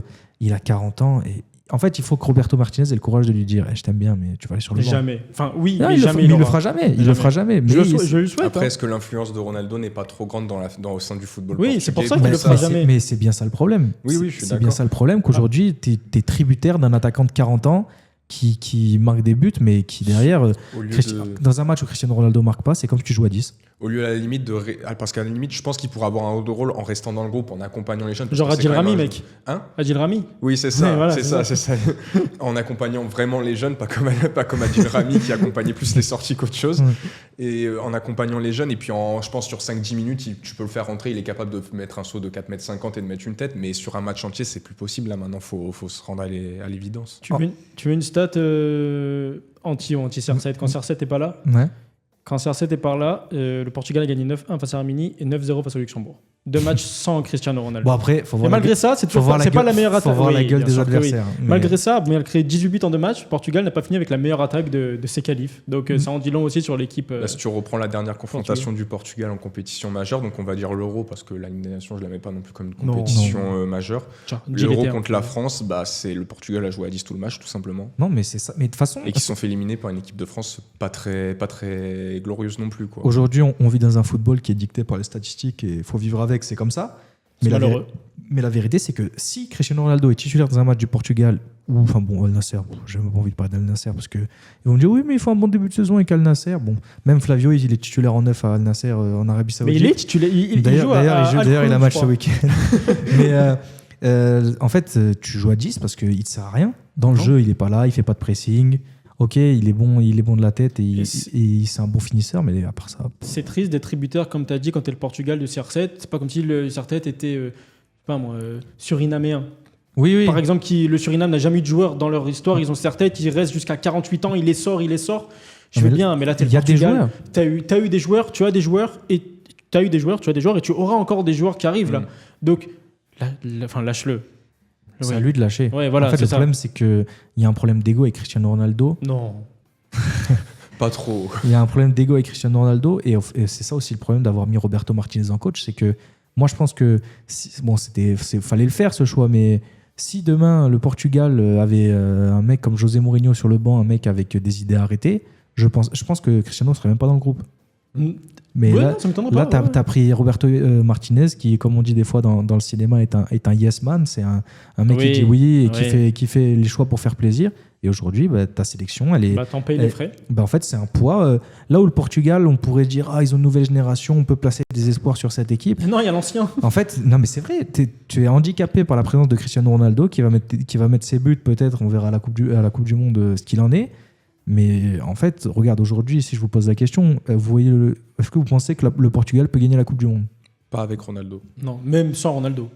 Non, même sans Ronaldo. Mais sans Ronaldo, ça pourrait être un challenger très intéressant.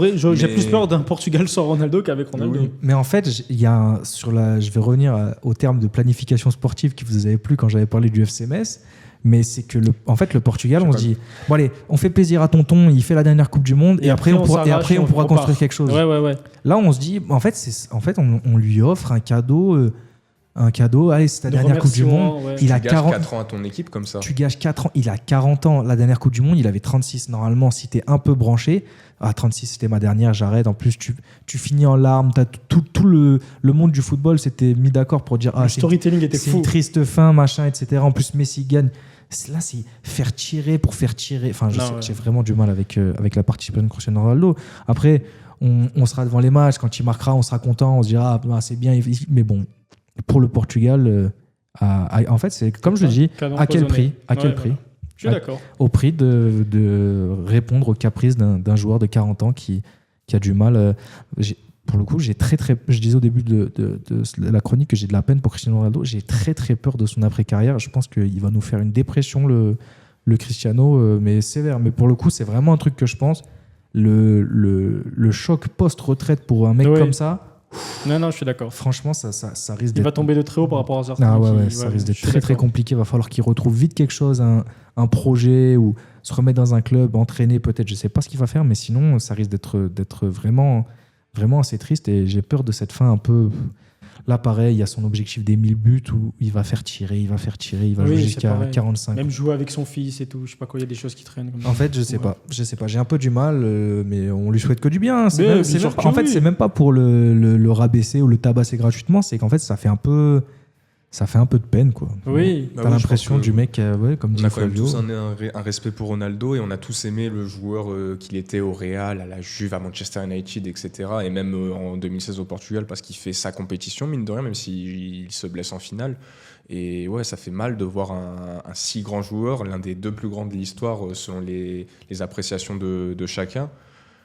Oui, moi je suis d'accord avec toi, mais bon, selon la pondération de chacun, il est dans le top 2. Pondération, joli. Ouais, on va faire un tableau des mots compliqués à placer. Des mots à 4 syllabes.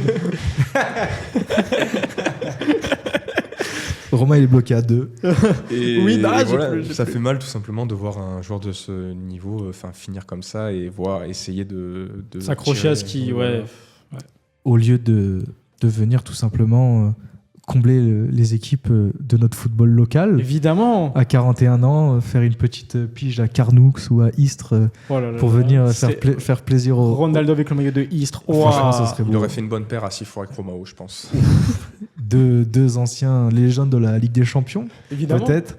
Mais en tout cas, après avoir assez parlé de Cristiano, si tu nous écoutes, Cristiano, c'est pas contre toi. Hein, mais il nous écoute. Il t'a envoyé un message. Ouais. On fait ça, on dit ça pour ton bien. Et on va passer à l'instant foot local avec vous, Romain. Non, Flavio. Oui, Romain et Flavio. Et on va démarrer par un match dont vous avez parlé la semaine dernière, le match entre Carnoux et nos amis tahitiens de Pirea.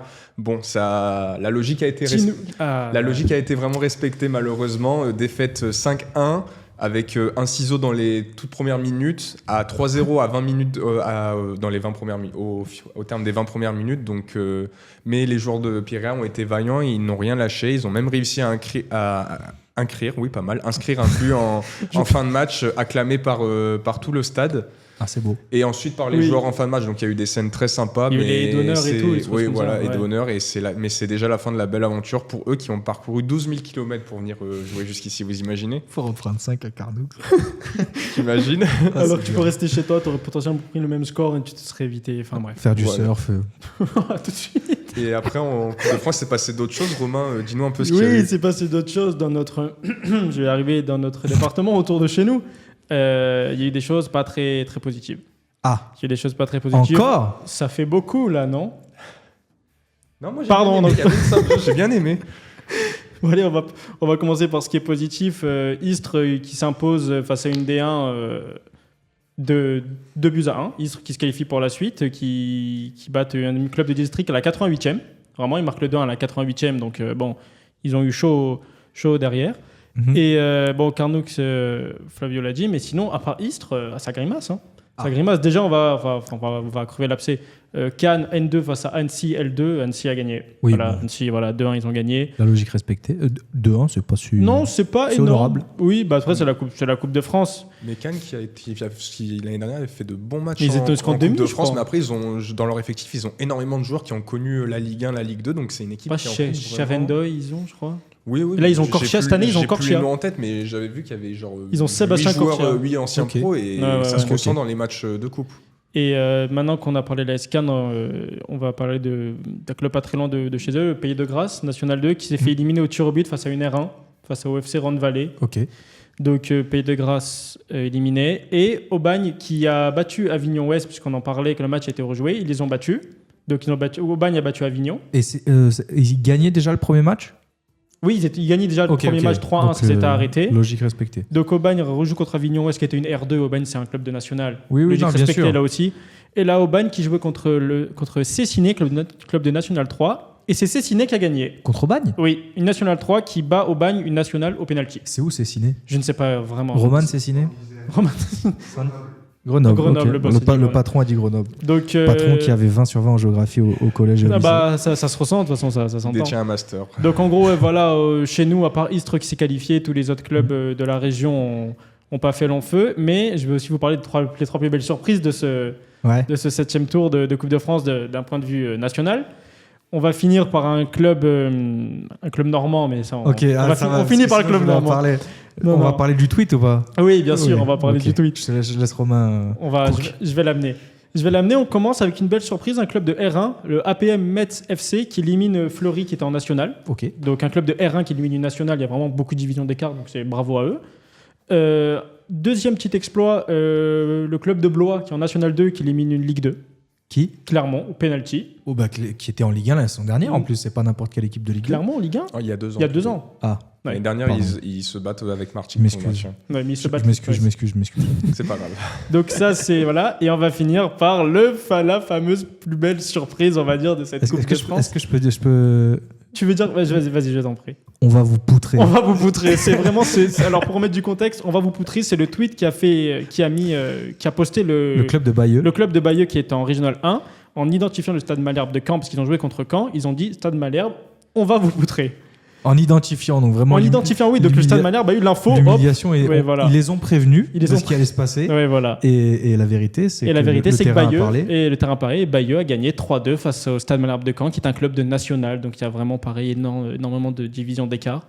Ils ont parlé, ils ont assumé, c'est tout simplement exceptionnel. Petit truc, c'est que pour ceux qui savent pas, Bayeux c'est juste à côté de Caen en fait. C'est un derby entre guillemets. Les joueurs étaient supporters. Tous les joueurs sont supporters. C'est ça. C'est comme si aujourd'hui Sifour jouait contre l'Olympique de Marseille. Oui, par exemple. Mais donc du coup, on va vous poutrer. On va vous poutrer. Le tweet a fait le tour. Gouillard Malherbe. Le tweet a fait le tour des réseaux et Stade Malherbe de Caen qui est vraiment pas dans la plus belle dynamique qui soit. Tu vas couler ta ville comme les Mbappé. Comme qui a dit ça? Il y a des CM vraiment, faut les analyser parce qu'ils sont ils méritent complètement une fous. augmentation. Mais il faut les augmenter, vraiment. Et oui, du coup, Bayeux, R1 gros niveau quand même. Mais bon, Caen national, il y a un écart. Bayeux qui élimine Caen de cette Coupe de France. Donc voilà, la magie de la Coupe de France, c'est exceptionnel. Il y a du trash talk avant et là, ça assume sa part. Enfin bref, c'est vraiment l'essence même de la Coupe de France. C'est pour ça qu'on aime. Ça fait pas mal rire sur les réseaux sociaux. Cette compétition. La magie de la Coupe de France. Et du coup, c'est quand que les clubs de Ligue 1 rentrent? C'est le prochain tour ou celui d'après encore? Il me semble que c'est le 8e, c'est les clubs de Ligue 1, sauf ceux qui sont qualifiés en Coupe d'Europe. Si je me trompe pas, les Coupes d'Europe, c'est en 32e. Oui, donc si je me trompe pas. Donc nous, Marseille est en 32e du coup. Oui. Ouais. Ok, d'accord. Non, c'est ok. Ok. Donc là, voilà, on a fait un peu le tour de cette parenthèse magique de la Coupe de France. On va revenir un peu sur le terre-terre. Sur du championnat, sur beaucoup plus local, sur Flavio qui s'est tenu informé de ce qui s'est passé à Sifour. Et oui, mais avant ça, j'aimerais quand même, parce que dans des 3 petits moments, t'as oublié quelqu'un. Il y a un petit retourné qui n'est pas passé. Le retourné du gardien. Oui, c'est ça. Ce but, c'est simple, c'est le but que j'aurais rêvé de marquer dans ma vie. Ah, le gardien qui a mis un retourné acrobatique. Comme ça, à la dernière minute, je pense que j'ai dû rêver 56 fois de ce but. Bon, bref, pour revenir à Sifour, parce que les championnats régionaux, les championnats régionaux ont eu lieu ce week-end et Sifour a gardé sa première place malgré un match nul. Tenu en échec contre, j'ai oublié de le noter, je ne m'en rappelle plus, je suis impardonnable. C'est vrai que c'est 2 secondes. Mais match la Royal Academy contre Gémenos à domicile 0-0. Okay. Et sauf qu'il profite du nul de Caen Lecros contre Monaco pour rester devant à 1 point de plus. Oui, Monaco qui s'effondre de la Ligue 1 à la régionale. Quelqu'un pas compris. En dessous pas sur régional. Et donc du coup, il va y avoir un gros match ce week-end pour cette première place, car Sifour va se déplacer jusqu'à Caen Lecros pour défendre leur première place. Si ça avait été à Sifour, je pense que... Justement, ce que j'étais en train de vous dire, vous serez pas chaud de se faire un petit voyage pour aller voir? J'aurais fait un saut. Si vous voulez. On va jusqu'à Cannes? C'est quand le match? précisément, tu sais? Attends que je retrouve la date. Mais c'est quoi, samedi, dimanche à peu près? C'est le week-end qui arrive là? Oui, c'est le week-end qui arrive du 23. Ok. Bah en vrai, Tu pourras faire signer l'un de tes 6 maillots floqué Alexis Romao en plus. Oui, bien évidemment. Dimanche 23 à 15h. Donc, Ah, mais moi j'ai bowling. Ah, purée.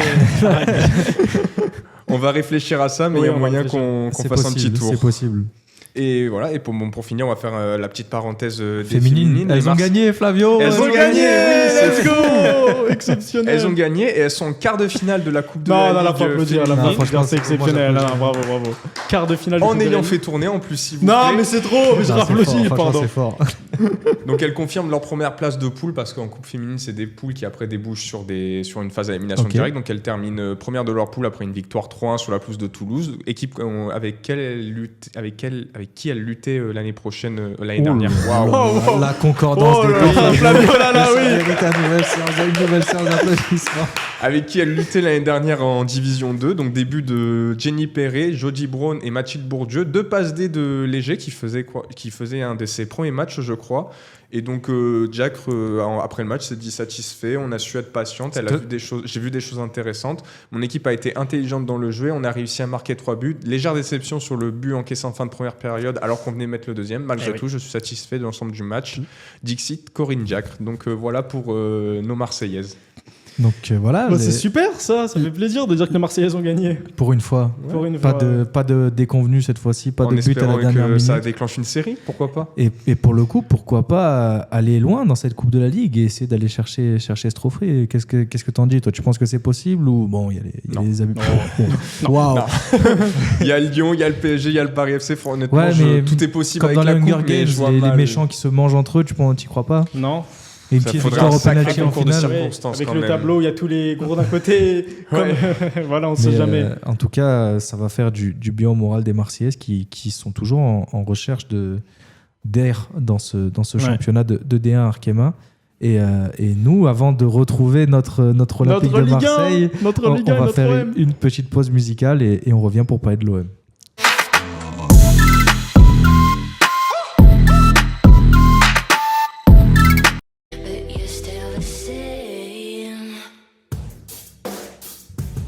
Et c'était Angèle, le mec qui se prend pour un animateur d'énergie.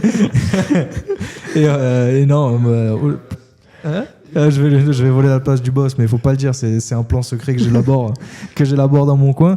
Je vais lâcher ce micro. On va parler de l'OGC Nice et de l'Olympique de Marseille. On retrouve la Ligue 1.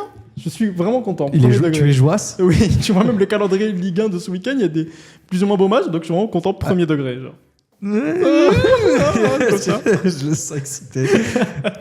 Avec le retour, ça fait plaisir de retrouver l'Olympique de Marseille quand même, Flavio, on est content. Ouais, c'était bien la trêve internationale, enfin c'était bien, un grand mot, mais non, c'était pas bien. Non, c'est long les trêves, il y a très peu de matchs intéressants, surtout là qu'il y avait beaucoup de matchs sans enjeu. Donc vivement le retour de notre bonne vieille Ligue 1 et du foot européen en général. Ouais, ça va être bien. Et on va du coup parler de l'OM, mais avec la mission des Olympiens, c'est de repartir immédiatement du bon pied après la trêve avec ce match face à Nice qui, bon, on sait que c'est jamais très simple d'aller l'emporter à l'Allianz Riviera. Romain, oui. Un gros match de retour de la trêve. Il faudra faire un gros match. Là, tu as eu la trêve, tu n'es pas sur une bonne période. Sur les 5 derniers matchs, tu as 2 victoires, 1 nul, 2 défaites. Bon, pas dans cet ordre-là. Et tu te dois je dis souvent cette phrase, tu te dois de t'imposer, mais derrière, tu vas jouer tous les 4 jours jusqu'à la mi-décembre. Tu as chaîne de matchs de LDC. Là, il y a eu la trêve qui te coupe, entre guillemets, après ton succès 3-0 face à Brest. Mais limite, tant mieux qu'il y ait eu cette trêve parce que tu sentais qu'on pouvait repartir dans des montagnes russes qui n'allaient pas nous faire du bien, vraiment.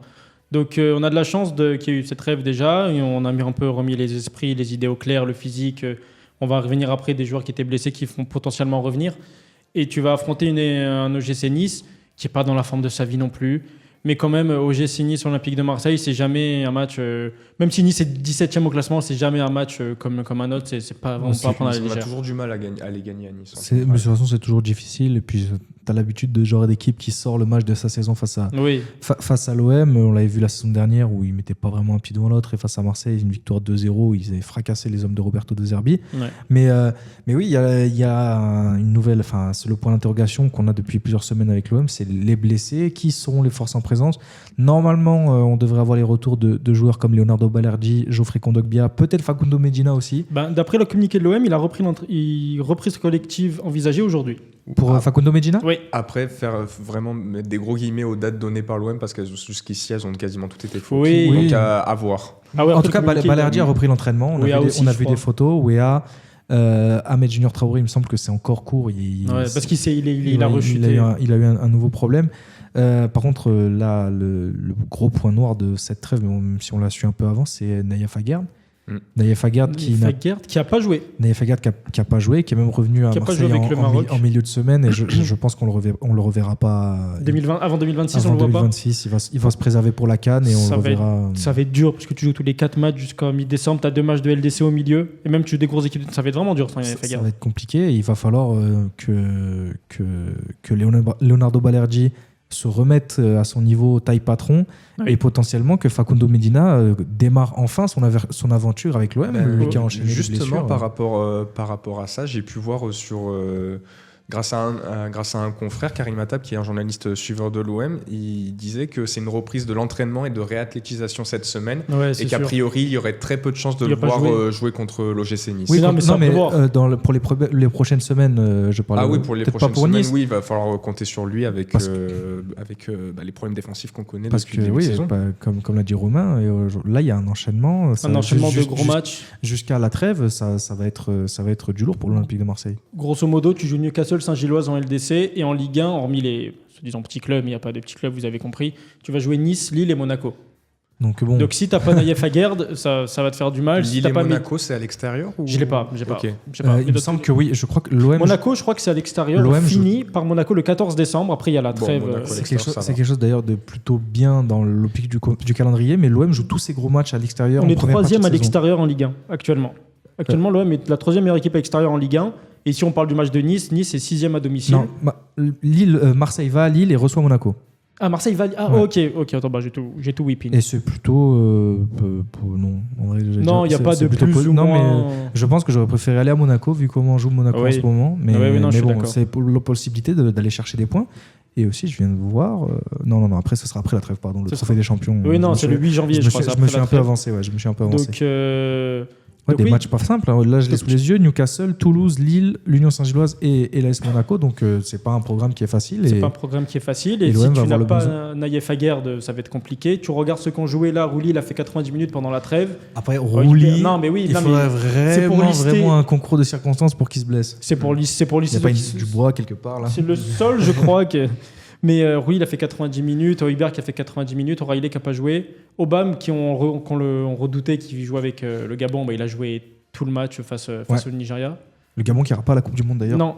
Donc voilà, et peut-être petite satisfaction du côté Olympia lors de cette trêve, c'est Bakola et Madi qui étaient en équipe de France U19 et Bakola qui fait une passe D. Ça fait toujours plaisir. Ça fait plaisir à voir. Mais oui, voilà, il ne faut pas que Naïef Aguerd soit absent lors de ce gros enchaînement. Et sans compter, Minguri qui n'est pas prêt de revenir. C'est pas un OM à 100% qui va jouer là. C'est pas un OM à 100% non plus dans sa tête.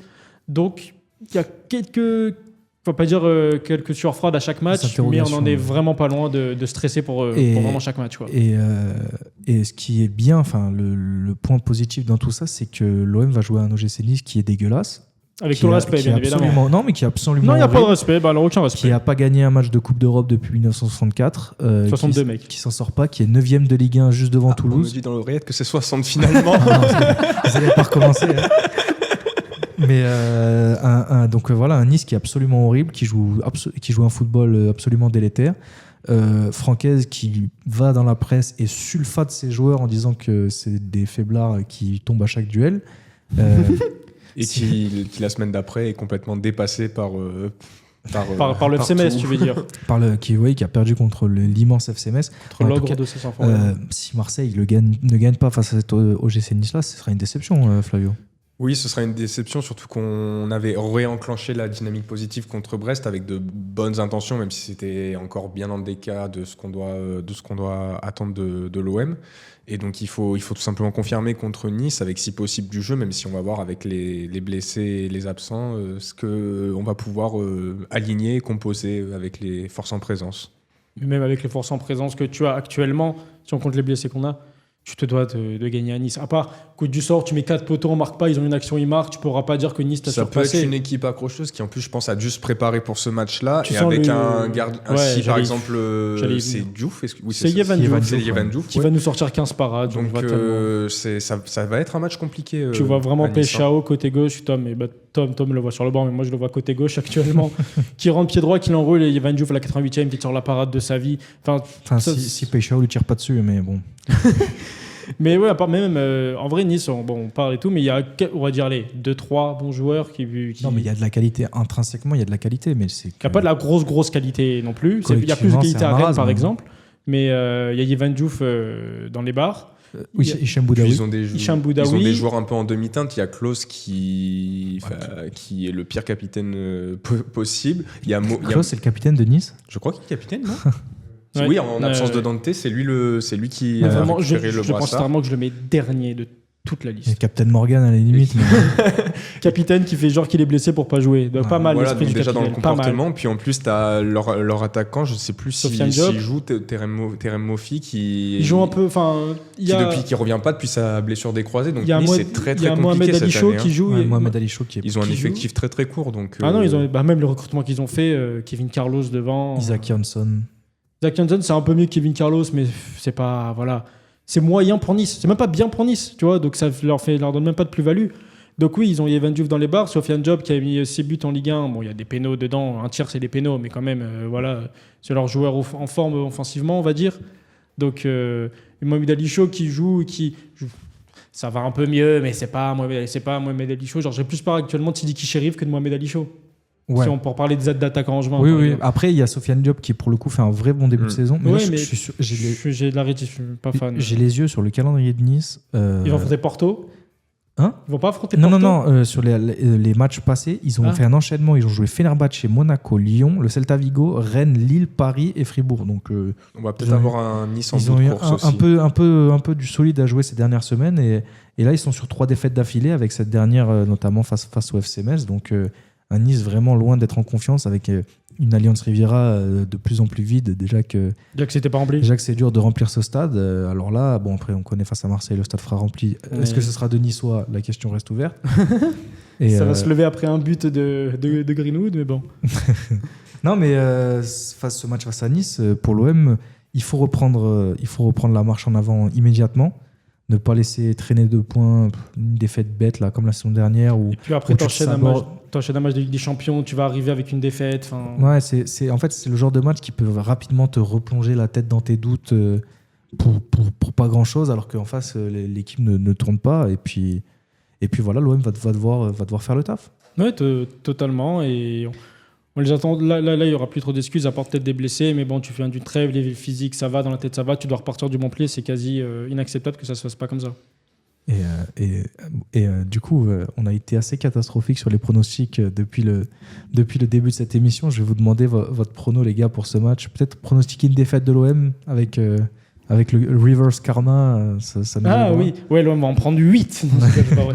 Non, Non, en vrai, en vrai, vous en pensez quoi de ce match? Non. Pour le prono, tu veux dire? Non. Non. Oui. Bah, en vrai, non, je vois l'OM doit s'imposer. Je vais en mettre. On prend un but. Il y a le boss derrière qui m'a fait ça. Ah. Tu l'interprètes comme vous voulez, peut-être. Les yeux. Les yeux, oui, les yeux. Mais non, je vois l'OM qui gagne. On prend quand même un but, mais pas un score de 2-1. Ouais, voilà, 2-1 pour l'OM. 2-1 pour l'OM. Flavio. Je vais suivre l'avis du boss avec un match très très moyen des deux côtés. Et Un bon 1-0-0. match claqué, ouais. Ouais, Et bah, un le 0-0. 2-1, ça peut être un match claqué aussi, mais non, mais le 0-0 s'entend aussi, bien évidemment. On va être un peu optimiste. Moi, je vois une victoire de l'OM, 1-0, pareil, Ouais. un match Cadenassé. un match haché. Ouais. Pas un beau match en perspective. Et un but de Leonardo Balerdi sur corner. Voilà, Il marque jamais Balerdi. justement. Justement. On veut le comme- voir. comme ça, On je aimerait. peux- Déjà, Est-ce que- est-ce qu'il va jouer?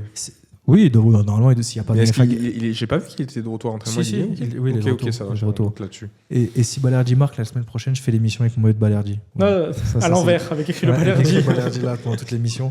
Non, je vois un match compliqué parce que on le sait, c'est des matchs qui sont jamais simples. Oui. Et puis comme on dit, c'est pas vraiment une équipe qui respire le football, cette OGC Nice. Donc j'imagine un match assez haché où Où ça va. Un vieux match de Ligue 1. Un mauvais match de Ligue 1. Un mauvais match de Ligue 1. Ce sera quoi? Ce sera vendredi? C'est ce vendredi, le premier match. Le premier match de retour. Et voilà, un match, on espère haletant, mais on a du mal à l'imaginer. Ouais. Si on gagne, on prend la tête de la Ligue 1, en attendant le match de Paris, mais ce sera toujours moyen de faire pression. Et peut-être de mettre les concurrents à distance aussi. Romain, tu m'as parlé de bons matchs ce week-end. Il y a quoi comme match qui te branche? Ce que j'ai vu, je sais qu'il y a un Rennes-Strasbourg où il y a un match comme ça, je ne sais plus exactement. Il y a un Lens. Tu veux que je te dise les matchs? Vas-y. Il y a ces deux matchs de Ligue 1. Il y a un Lens-Strasbourg, un Rennes-Monaco. C'est ça. Un PSG-Le Havre. Non. Auxerre-Lyon. Non, va être Lens-Strasbourg, Rennes-Monaco et Lille-PFC. Lille PFC qui est peut-être un cran en dessous des deux autres, mais c'est vrai que trois matchs pas dégueu. Ce Lens Strasbourg, il fait de l'œil quand on voit comment ces deux équipes jouent en ce moment. Strasbourg et Lens, Strasbourg qui reste sur une déconvenue énorme face au Stade Rennais, mais bon, on sait ce que c'est Strasbourg, et en termes de niveau de jeu, quand on voit Lens qui en met 4 à Monaco, on se dit que il y a moyen de voir un peu de belles choses, mais nous, en attendant, on va passer au quiz. On va passer au quiz. Et aujourd'hui, petite surprise, c'est pas moi qui ferai le quiz, c'est notre ami. Ça va être moi. C'est notre ami Romain. Et est-ce que tu veux prendre ma place, Romain? Je veux bien prendre ta place pour que tu te retrouves face à Flavio, pour que tu vois à quel point Flavio est très stressant face à face. Pendant qu'on bouge de place, est-ce que Flavio peut chanter? Oui. Allez. Allez, Flavio chante un peu. Allez, Flavio. Nous, on va juste se déplacer. On va juste déménager des affaires. Bon, Romain qui du coup a préféré éviter un autre affrontement et une nouvelle défaite. Donc voilà, je vais me retrouver face à Tom. Franchement, Tom, je pense qu'en quiz, ça va être très très compliqué. Pour le connaître un petit peu, moi je suis là pour abattre les gars. Il va pas me laisser de chance. Il n'y a pas de copain. Hop. Alors que Romain sur les quiz, très bon copain. Un ami. Non, Romain il offre des points sur les quiz. Voilà, je suis désolé pour tous les ingé-sons qui nous écoutent, mais là, ça a dû un peu piquer les oreilles. Ah, il y a Rémi. Ah, c'est bon? J'ai entendu Orelsan, je me suis dit, on peut partir boire un coup, mais c'est bon, ça reprend. Bon, Romain prend la main maintenant. J'arrive pas à remonter ce foutu micro. Romain, comment tu fais? Tu es vraiment petit, mon ami. C'est vrai que je ne suis pas très grand. Allez, je vais faire comme ça, tout courbé. Ma mère, elle va m'engueuler parce que je suis pas droit, mais maman, c'est pas de ma faute, c'est à cause du micro. Ce sera la mienne. Le football ne se trouve jamais dans ce que c'est pas vrai, j'avais envie de faire ça. Bon, allez, maintenant, c'est moi qui ai fait le quiz. Et ça va être un affrontement Tom qui. Voilà, c'est bon. Tom, c'est bon, t'es prêt? Ouais. Tu te sens mieux? Tu te sens bien? Allez. Dernière fois qu'on fait ça, Romain, je t'annonce, j'en peux plus. Un affrontement entre Tom et Flavio pour un quiz. Bon, messieurs, on a parlé pendant la moitié de l'émission de ce qui s'est passé pour les qualifs de cette Coupe du Monde. Et le quiz, du coup, va se porter sur la Coupe du Monde. On va avoir des questions sur l'histoire de la Coupe du Monde, des records, des statistiques, des fins solides, tout ce que vous voulez. J'ai eu peur qu'il me fasse un quiz sur les qualifs de la Coupe du Monde. Il est incapable. Je suis pas bon sur les Coupes du Monde en plus. J'ai parlé et tout, je vais me faire laver. Alors, hop là, Tom contre Flavio. Je vais vous faire, au début, on va commencer avec 3 qui suis-je. Je commence le premier, vous me coupez dès que vous avez la réponse. Un quien soy yo? J'aurais pas dit mieux. J'ai fait allemand, je pourrais pas aller. Ah mince, bon, c'est pas grave. Est-ce que vous êtes prêts? Moi, je suis toujours ready, mais... Flavio, on est bon? On est prêt. Putain, ça fait bizarre d'être ici, j'ai l'impression. Je me suis fait rétrograder. Allez, on va commencer. Vous me coupez dès que vous avez la réponse. Stop, non, je regarde pas. Je suis né en 1940 à Três Coração, au Brésil. À 17 ans seulement, j'ai explosé aux yeux du monde en inscrivant un triplé en demi-finale, puis un doublé en finale de Coupe du Monde 58. Oh, Pelé. J'ai voulu faire le puriste alors qu'il a mis Pelé. Mais justement, on se met petite mise en bouche. Moi, je mets des Etienne Capou, tu mets Pelé, tu t'es vraiment pas fait... Je vais pas dire de trucs, mais bon. Il commence. Ouais, je suis très mauvais pardon, je m'excuse. Ça va durer 1 heure, il va faire que marronner s'il trouve pas, ça va être trop horrible. Pelé, fais Lionel Messi la prochaine fois. Je vais te faire des remplaçants du Panama pour le prochain. Là, on y va. Allez, bon, 1-0 pour Flavio. Deuxième qui suis-je? Je suis né en 1945 à Munich. J'ai commencé ma carrière au Bayern Munich avec qui j'ai remporté 4 championnats d'Allemagne et 3 Coupes d'Europe et 3 Coupes d'Europe des clubs champions. Oui. Mais en fait, moi, je cherche. Mais non, mais je dis pas que c'est compliqué. Je dis pas que c'est toi qui rend la tâche compliquée. Non, c'est des qui suis. Je vais pas sortir Sébastien Frings. Ouais, non, mais c'est ok. Voilà. Je suis un mauvais perdant, mais. Allez, dernier qui suis. Tu vas peut-être te rattraper. Allez, celui-là, il est un peu plus dur que les autres. Je t'ai pas sorti un Johan Cruyff ou un Maradona. Mais une fois que t'as mis Pelé, tu peux mettre qui tu veux. Je suis né en 1973 à Naples. J'ai débuté ma carrière professionnelle à Parme. Baggio? Non. où j'ai remporté la Coupe de l'UEFA et la Coupe d'Italie. Buffon. Non, Ah, c'est Cannavaro. Cannavaro. Ouais. Bien joué, ben voilà. C'est bon. T'as mis ton premier point, on sent Ouais. un peu mieux. Ok. Bon alors c'est C'était oui. bien celui-là, Tom. J'ai Voilà, ensuite porté les couleurs de, j'ai porté les couleurs de l'Inter, de la Juve, du Real. Je suis champion du monde avec l'Italie. Donc c'était bien Fabio Cannavaro. Maintenant, question à choix multiple. Il n'y a pas de temps, celui qui répond. Ok. Je donne la question, je donne 4 choix de réponse et il faut trouver. Allons-y. Alors, qui n'a pas fini meilleur buteur d'une Coupe du Monde? Ok. Juste Fontaine, David Villa, Harry Kane ou Romario? Qui n'a pas fini meilleur Romario. buteur? Romario. Harry Kane, on va dire qu'il y avait un piège ou pas? Eh ben, c'est Romario. C'est Romario qui n'a jamais fini meilleur buteur. Juste Fontaine, 13 buts en 6 matchs en 58. Ça, on la connaît. David Villa, 5 buts en 7 matchs en 2010, à égalité avec d'autres. Avec Thomas Müller notamment. Exactement. Et Harry Kane, 6 buts en 6 matchs en 2018. Le score est de 2-2. On continue. Quel pays n'a jamais participé à une Coupe du Monde? Ouf. La Bosnie, la Corée du Nord, le Canada ou l'Albanie?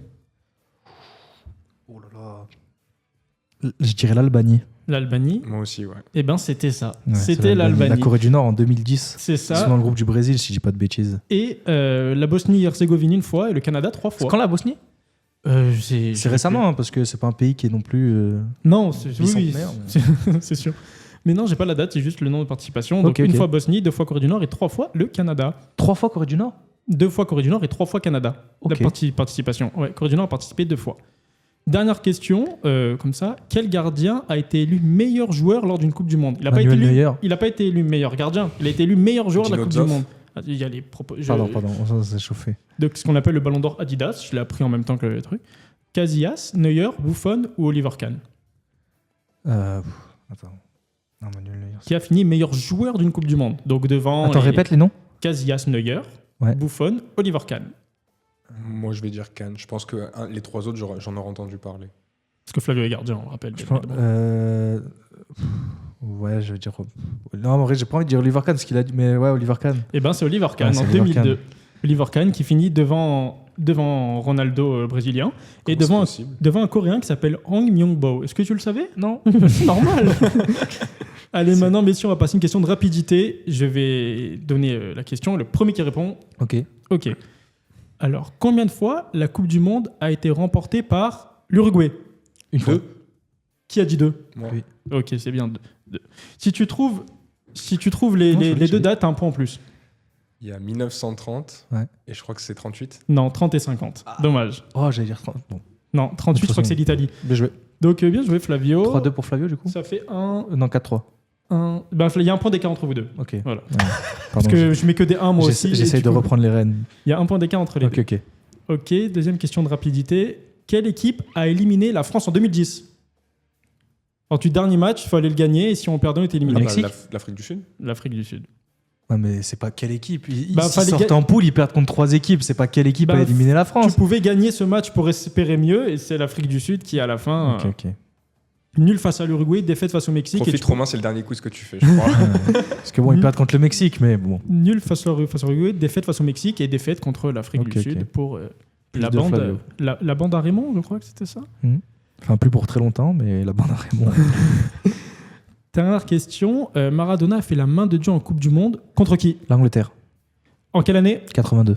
86. Il y aurait eu un point en plus. Pour lequel année, c'était un point en plus, mais l'Angleterre, c'est... En 82, c'est Séville en plus. Je suis Et bête. oui, c'est le Battisto, je m'en horreur. Dernière question. Le nom du stade de la finale de 2018. Le Loujniki. C'est ça. Bravo. C'est égalité. Ben voilà, on Voilà, revient bien. on est de retour. On revient bien. Quand Flavio triche pas, non, je rigole. Allez, maintenant, des questions classiques. Il n'y a pas de rapidité, vous répondez. Selon vous, quelles sont les deux... Enfin, selon vous. Ok. Quelles sont les deux seules nations à avoir remporté 2 Coupes du Monde d'affilée? Le Brésil. Tu dois donner 2 pays. Flavio donne aussi 2 pays. Bah, vous pouvez Brésil- dire 2 fois les mêmes. Hein. Brésil-Italie. Brésil-Italie. Brésil-Italie. Ok, c'est bien ça. Allez, maintenant, celui qui me donne les années qui se suivent, je lui donne un point en plus. Hein? Quelle nation a remporté 2 fois la Coupe du Monde d'affilée? C'est de quand et quand qu'ils ont Ok. remporté la Coupe du Monde d'affilée, l'Italie? Brésil, c'est- 48-52. Non. Non. Mais non, Alors, qu'est-ce au que- Brésil, c'est 90-94, je crois. Non. Non, ok. Non, non, non, non. Je suis nul sur les dates. Moi aussi. Mais il y a pas, c'est pas 56-60. Non. C'est Italie, c'était 34-38 et Brésil 58-62. Ça, bah ouais. En fait, Ouais. j'étais sur le mauvais. Ouais, la mauvaise année. Le Non, mais je mauvais vois- quadruple temps, mais oui, c'est Je la vois ce bonne que tu veux période. dire. Mais ok. Alors maintenant, je veux les 3 meilleurs buteurs de l'histoire des Coupes du Monde. Donc De- vous pouvez dire les 3 mêmes joueurs à chaque Comment ça, de découpe De toutes les coupes du monde toutes les Coupes confondues. du Monde de l'histoire, qui sont les joueurs qui ont inscrit les plus de buts dans les Coupes du Monde. Miroslav Klose. Donne-en 3, Flavio en donne 3, vous pouvez dire les 3 les mêmes si vous voulez. Mais toi, tu dis qui? Tu dis Klose, Miroslav Klose, R9 R9 et Juste Fontaine. et Juste Fontaine. Toi, tu dis qui, Flavio? Klose, Oui. forcément, Fontaine, qui est deuxième, je crois. Et. En fait, j'ai envie de copier, mais parce que j'en ai aucune idée. Ah, ouais, Non, en vrai, j'aurais dû. Non, pas lui.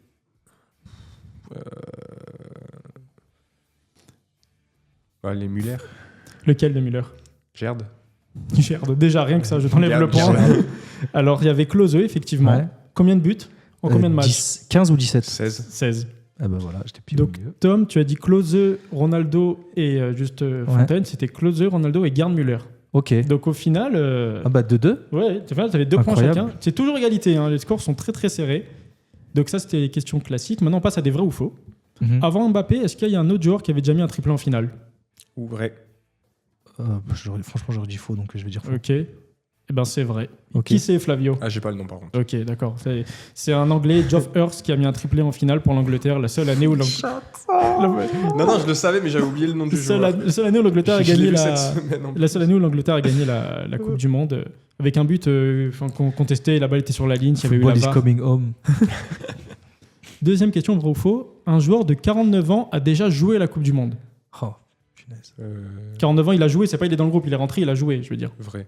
Toi, tu dis vrai. Faux. C'est faux, Flavio. Oui. C'est 45 ans le plus vieux. Ah, 49 ans, C'est ça un me paraît, Mexicain, ça me non paraît, Hein ça me C'est paraît pas un gros. Mexicain? Non, c'est un gardien égyptien qui s'appelle Hassam Ok. El Hadari, qui est le plus vieux joueur à avoir joué en Coupe du Monde à 45 ans et 161 jours. Dernière question, vrai Du ou coup, c'est faux? quoi Toujours égalité? Il y a égalité. Ok. Dernière question, vrai ou faux? Un attaquant italien a fini meilleur buteur d'une Coupe du Monde et il s'appelle Schilacci, comme le défenseur français. Oh, punaise. Est-ce que c'est vrai ou est-ce que c'est faux? C'est vrai? Faux. C'est vrai. Salvatore Schilacci. Ouais, je le savais. C'est vrai? Non. Salvatore Schilacci, 6 buts en 7 matchs, meilleur joueur et buteur Ok. de la Coupe du Monde. Félicitations, Salvatore. Donc là, purée, vous Salvatore avez... de l'Italie, finalement. en fait. Oui, c'est ça, c'est Sirigu. Non. Non, c'est pas Sirigu. Bon, maintenant, on passe à la fameuse... La liste. la liste. Du coup, je suis quoi? J'ai un point d'avance il y a ou un point égalité? d'avance pour Tom. Un point d'avance pour Tom. Et maintenant, la liste elle va être entre guillemets longue, mais c'est pour savoir, faut bien se retenir de ce que chacun a dit. Il y a On a combien pas- de noms dans la liste? Oh Tu vas voir. On a parlé des Coupes du Monde de l'équipe de France. Mhm. Vous allez me citer tout simplement les Français champions du monde, toutes Ok, deux générations des deux générations. confondues. On va commencer par Tom, un joueur chacun. Tom, tu commences. N'Golo Kanté. C'est bon. Pogba. Pogba, c'est bon. Corentin Tolisso. Tolisso, c'est bon. Steve Mandanda. Steve Mandanda, c'est bon. Alphonse Areola. Fonsa Areola, c'est bon. Hugo Lloris. Coloris, c'est bon. Benjamin Pavard. Non, t'es trompé. Ah, ok. C'est bien bon, c'est bien ça. Lucas Hernandez. Cassie Hernandez, c'est bien. Presnel Kimpembe. Presnel Kimpembe, c'est bien aussi. Décidément, vous êtes Rami. focus 2018. Adil Rami, non, t'es trompé. Non, Adil Rami, c'est bon. Flotov. Flotov, c'est bien ça. Giroud. Giroud, yes, is a Giroud. Griezmann. Griezmann aussi. Nzonzi. Non. Si? Ah oui, c'est vrai, oui, c'est vrai, la longueur. La Nzonzi. longueur Nzonzi. Kylian Mbappé. Ah, Mbappé. Mbappé, Kylian pardon, je l'avais pas, pardon. Dembélé. Dembélé. Il ne doit pas en rester beaucoup de Non, il en de reste- Benjamin Mendy. Benjamin Mendy, oui. Fekir. Fekir, oui. Chérie, vous n'êtes pas sur 98, vous êtes focus Non, mais 2018. on va faire étape par étape. Ah non, vous pouvez faire ce que vous voulez. Hein. Putain, je crois que j'ai plus de 2018. Il en reste de 2018? Si, il en reste. Et je crois qu'il y en a que 2 que vous n'avez pas dit là. Bah, Sinon, le reste, vous les avez globalement. 3 que vous n'avez pas dit. De Zinedine, 2018. bon, Zinedine Zizou. Zinedine. Pas en 2010 2018 Non, non, ou pas non. Ah, d'accord, pardon. Ouais, Zidane, c'est bon. Matuidi. Voilà, ouais, Matuidi, vous l'avez pas dit, c'est bien ça. Vicente Lizarazu, moi ça y est, j'ai lâché 2018. C'est bon, Lizarazu, c'est bon. C'est compliqué. Hein. Non, je cherche encore sur 2018. Alors qu'il y en a 40, il y en a 50 dans 80-50. Je vais partir en 98. Thierry Henry. C'est bien ça. Carambeu, Oui, Barthez. c'est ça. Lama. Bernard Lama, oui, il était sur le banc. Lionel Charbonnier, troisième Ouais. gardien. Oui, Flavio. Franck Leboeuf. Franck Leboeuf, oui. De Sailly.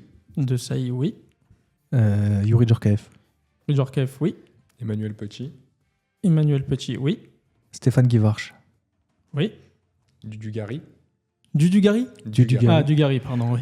Robert Pires. Robert Pires. Deschamps. Deschamps. Laurent Blanc. Laurent Blanc. Et oui, il faut se souvenir, il ne faut pas redire. Thuram. Thuram, oui. Vincent Candela. Vincent Candela, effectivement. J'ai un doute. Je sais pas s'il y était ou pas. Patrick Vieira. Non, il y est pas. Oui. Il y est? Il y est pas, hein? Non, il y est Il y est pas? Si. Il y est? Si, il y est. Oui. Ok. Ah ouais. Je crois qu'il a 22 ans, 23 ans, mais il y est. Ok. Ouais. Diomède. Bernard.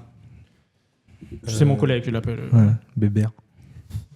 Je vais retourner sur 2018. Ouais, je suis en train de réfléchir aussi, 2018. Du 18, il y en a deux, je crois. Enfin, il y en a un, je suis sûr que vous ne l'avez pas dit. L'autre, peut-être vous l'avez dit. Mais Attends, mais pour l'instant, Tom est à. Je crois qu'il a. Tom a un J'ai ou deux deux points points. d'avance. Sidibé. Si JB, Waouh, c'est celui-là, t'es bon. Flavio. Et il en reste un? Je crois qu'il en reste un. Attends, je suis en train de me faire la liste là dans la tête. Mais attends, peut-être vous l'avez déjà dit. Donc, essaye de Non, mais. faire 98. Après 98, il en reste combien là? 82, je ne l'ai pas effacé, mais il en reste pas mal quand même. Ok. Oh, là, c'est compliqué là. Là, ça commence à piquer. Si Flavio t'as, coupe-moi la parole, hein, mais. Comme ça, de tête. 98, il y en a un qui est plus ou moins. Enfin, c'est pas un remplaçant du remplaçant du remplaçant, quoi. Ouais. Oui, bah, je veux bien te croire. Hein. Non, mais. Oui. Mais. Si Tom a rien, j'en ai peut-être un qu'on n'a pas dit. Vas-y. Umtiti. Umtiti, c'est Samuel celui que Umtiti, vous n'avez le pas dernier. dit. Ah, exact. Là, vous avez fait tout 2018. Exact, tout 2018. Après, l'équipe de France, tac. C'est compliqué, j'en ai plus en tête. Des joueurs de 98. J'ai l'impression qu'on a dit beaucoup, il en reste combien? T'as pas les. Il en reste un, deux de sûr, peut-être trois même. Putain. Oh, c'est... Vous avez dit les plus gros, etc. Bah ouais. Même il y en a un qui est connu. Il y en a un, je vais donner un indice. Il y en a un c'est un Français qui a gagné 98, mais qui est pas connu pour 98, qui est connu pour la compétition d'après. Ah, Trezeguet? Trezeguet. Ok, David Trezeguet. Et là, il y en a un qui était après, qui a été en 98, qui a gagné, Ouais. et qui a ensuite, des années après, été dans le staff de l'équipe de France. Quoi? Non, mais j'ai dit Laurent Blanc. Non, un autre qui n'était pas entraîneur, qui était dans le staff. Dans le staff. Staff. Jérémy Janot. Christophe Jallet. Ouais. Putain. Là, il en reste deux du coup. Normalement. Oh là là. Celui-là. J'étais pas né, moi, de toute façon. Je vais retenter, je suis pas sûr. Makelele. Non. Il me semble Je crois pas. Hein. pas. Il me semble pas. Non. Willy Sagnol. Willy Sagnol. Moi, je pense que Non. il est en 2006, Willy Sagnol. Non, ça non, m'étonnerait. il y est pas en 98, Willy Sagnol. J'ai dit Thierry Henry. C'est un nom, allez, je vous aide. C'est un nom, celui que je pense là, à tendance arménienne. Ah, Bogossian. Alain Bogossian. Alain Bogossian. Alain Bogossian. Purée, mais on est vraiment sur une égalité. Ah, peut-être pas une égalité parfaite. Tom a un point de plus que Flavio. Donc le dernier, le dernier va être. Est-ce qu'il y a le dernier va être décisif alors. Trouver Mais le Alain dernier. Bogossian, je sais, en fait, j'avais fait un truc où j'avais regardé, il m'en manque un à chaque fois. Et je crois que c'est lui. Et je sais pas c'est qui. Attendez, non. Bah attends, je crois. Il y a non, tout Ou alors on a tout dit. Hein. Je crois que vous avez tout dit, messieurs. Bah, ça ferait sens parce que du coup, j'étais parti avec un point d'avance. Mais... Ah, vous en avez oublié un en 2018. Allez, Ah, ça va se jouer là-dessus. Hein? Et en 98, on a tout? Normalement, en 98, vous avez tout. Ok. 2018, vous avez oublié un. Je crois que vous l'avez pas dit, ouais. Et si vous l'avez dit, j'en ai un autre, mais c'est un réserviste non retenu pour la liste officielle, mais celui qui trouve celui-là, il aura tout gagné. Si celui que je pense là, vous l'avez déjà dit. Mais... 2018, c'est un élément offensif de l'équipe de France. Mais Griezmann, on l'a pas dit? Si. Mais là, c'est un autre que je te dis. Ok. Là. L'élément offensif de l'équipe de France. Le boss, là. Ok. Attends. Ah, 98 aussi? Donc il en manque 2. Tu as bien préparé ton quiz Ouais, en tout cas. Non, franchement. mais attends. C'est bon, Romain. Purée, mais en fait, j'ai tout whippé une balade. Vous êtes sur 2018, il y en a un qui a joué à Monaco. Élément offensif. Lemar. Ah, Thomas Lemar. Thomas Lemar. Bien joué, Flavio. Il en reste un 98. Oui, oui. Est-ce que le Bah, Ah, il non, l'a je l'ai dit dit, je l'ai dit. Non, je on l'a l'ai- dit. je l'ai- Si, je l'ai dit. Je te Yuri jure. Djorkaeff. Mais voilà, donc du coup, une vous égalité. avez dit, il y a vraiment une égalité parfaite. Allez, là maintenant, faut trouver, je vais vous donner des indices. C'est le premier qui le trouve, il a gagné. Ah, il en reste un. Non. Quoi? De Ah, quoi? Il reste 2 minutes. Ah, ok. Je vais vous donner, maintenant, il faut trouver le réserviste de 2018. Je vais vous donner des indices. Je vais vous dire un peu sa bio de tête, ce que j'ai. Rabiot. Et le premier qui le trouve, il a gagné. Ok. C'est un défenseur Ouais. français, Koscielny. un latéral. Non. Non, parce qu'il est blessé, du coup, il va pas, je crois. Ah, oui, oui. Donc, un latéral qui a joué en Ligue 1. Qui a Debuchy. Non, qui est parti en Espagne, qui a ensuite joué en Angleterre. Il a joué dans l'un des plus grands clubs espagnols, un latéral gauche, Putain. qui est actuellement en équipe de France. Lucas Digne. Lucas Digne, qui était réserviste. Ah oui, il est parti au Barça, c'est vrai. Et c'est vrai, ça. oui. Et Tom, Bien joué. sur le fil. Bien joué, Sur Tom. le fil. Ah, sans gloire, hein. Franchement, Ah, je suis c'était- pas Ouais. hyper fier de moi. Il faut la faire Moi, jouer. je suis Il surtout était bon. déçu du niveau du quiz. Ah ouais, c'est dur. Non, la Romain, liste, c'est t'es pas, un ce hater, que, c'est hein. pas ce que j'ai préféré, la liste, mais tout le reste, non, je me suis régalé à faire le quiz. C'était Ça t'a génial. plu? Ah, ça m'a plu de Ouais, fou de faire le c'est un quiz. exercice. Bah, de toute façon. Et même d'être là à cette place, enfin, moi j'adore ça, du coup c'est. Ah, tu veux me voler ma place, quoi. C'est trop. Non, mais animateur du quiz au moins, ça me régale. Et la semaine prochaine, est-ce que c'est toi qui vas revenir là pour le Non, quiz la semaine prochaine. La semaine Ouais, je prochaine pense que je vais devoir préparer quelque chose. Par contre, pas de spécial mandanda, on l'a déjà fait. Non, C'est Flavio. vrai que Mandanda, t'inquiète. c'est déjà fait. On t'a un peu volé le. Spécial brésilienne. Eh vous êtes ben, prêts vous savez quoi? Vu que c'est Romain qui a ma place, je vais laisser Romain. C'est moi qui conclue Tu veux conclure? Bah, je peux conclure, il n'y a pas de souci. Ah, pour une fois que tu conclus. Bon, allez, merci. Non, c'est pas vrai. Allez, c'est ciao. Bon, ça vous a plu ce quiz, même si à la fin, on a un peu allé dans les réservistes là pour savoir qui allait au bout du gagner. bout, mais franchement, c'était serré. Sinon, c'était pas- serré, C'était mais- pas si pire. Les questions de. Il y a eu un duel cette fois. Je vais vraiment y aller, par contre, encore une fois, je m'en veux vraiment. Ça tire. Bon, messieurs, ça vous a plu? On va se retrouver la semaine prochaine. Ouais. Hein, tu repasculeras à ta place Ouais. initiale, on se retrouve la semaine prochaine et on se dit à lundi pro. À lundi Merci. prochain. au Allez, revoir. ciao tout le monde.